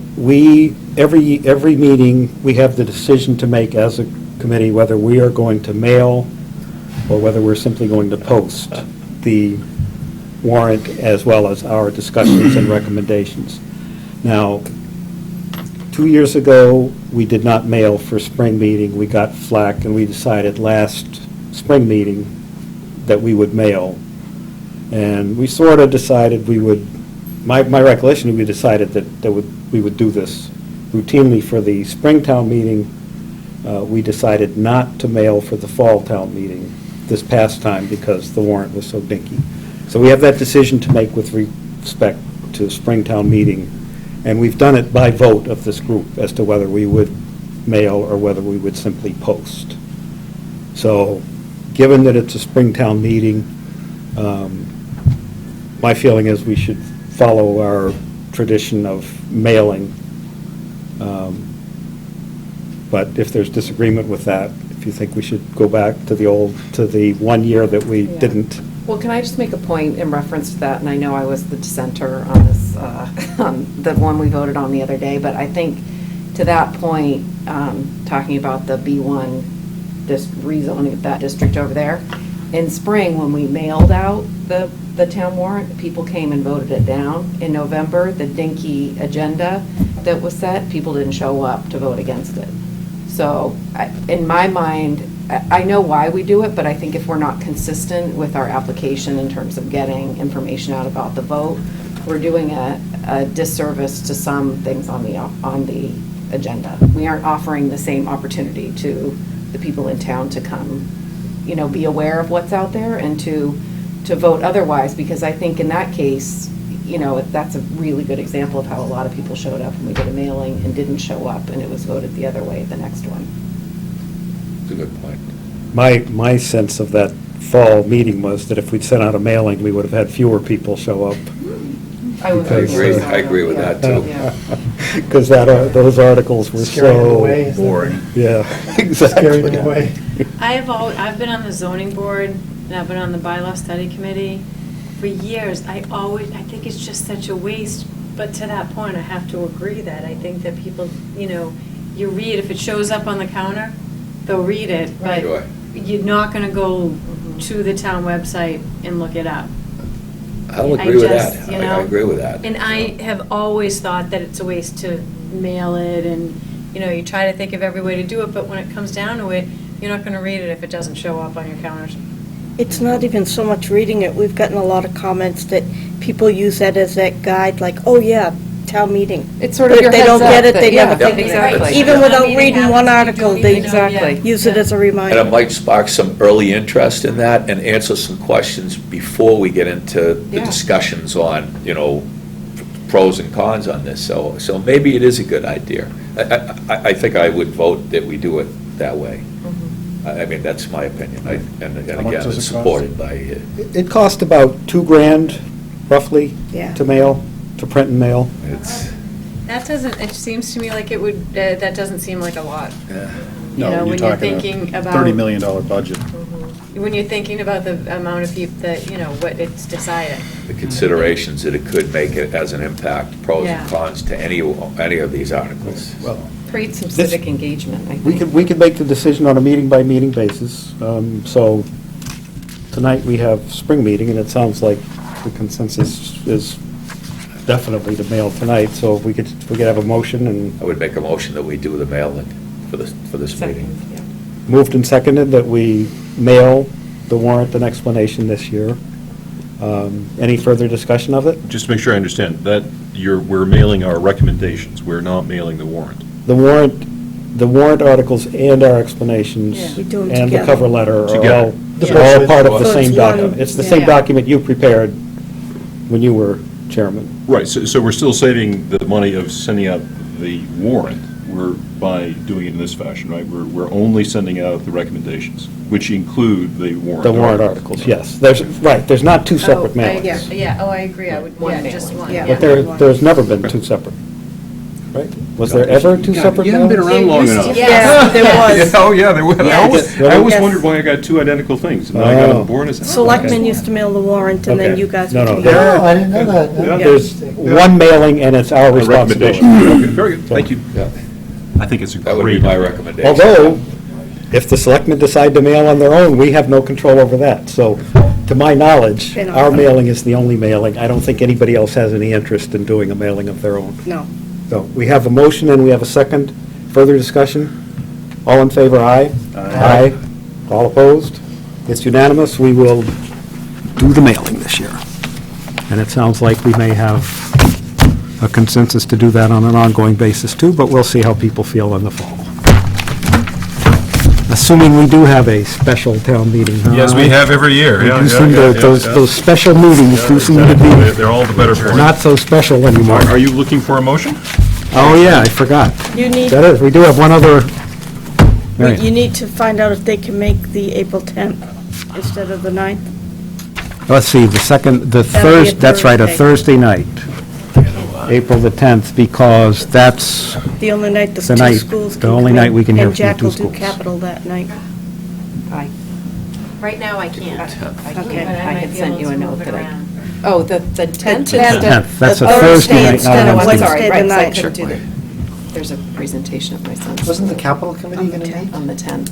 I thought that was. There's a, Freeman's having a presentation that night.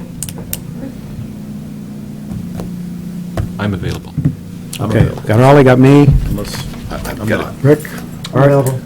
got to check my schedule. I'm trying to find it. So right far, now. it's, is it an all-male, is it an all-boys I'll meeting? try to change it. Okay, so maybe Lisa, and we don't know about Lisa, Curl, or Dave. I'll check with them. When we mail our recommendations, I think when we get maps like this, as they are a useful point of reference, and I wonder can we include those as well? I'm sure we can. I wonder if in black and white it makes any difference. But if you do it in color, I think it will increase the cost. I'm sure it will. Unnecessarily, I And think in if black you and do white, it black and probably white, won't and come out. black and white would show, think it so? would show up fine. I'm available the 11th. I think, No, that's a good suggestion. Because Let's, the whole lot and it's hard to know. yeah, if you could just do the lot, the assessor map, not the satellite version. yeah, Yeah, yeah, we right, don't need exactly, that. otherwise, Yeah. it's. If you could do that, it would be, That's a good point. okay. It's a good idea. Okay. I move to adjourn. Seconded. Wow, that was fast. All in favor? Moved and seconded that we adjourn. Any discussion? Nobody wants to talk about how we're going to adjourn here? No? No? All in favor? Aye? Aye. Opposed? We are adjourned. Okay. Thank you. See you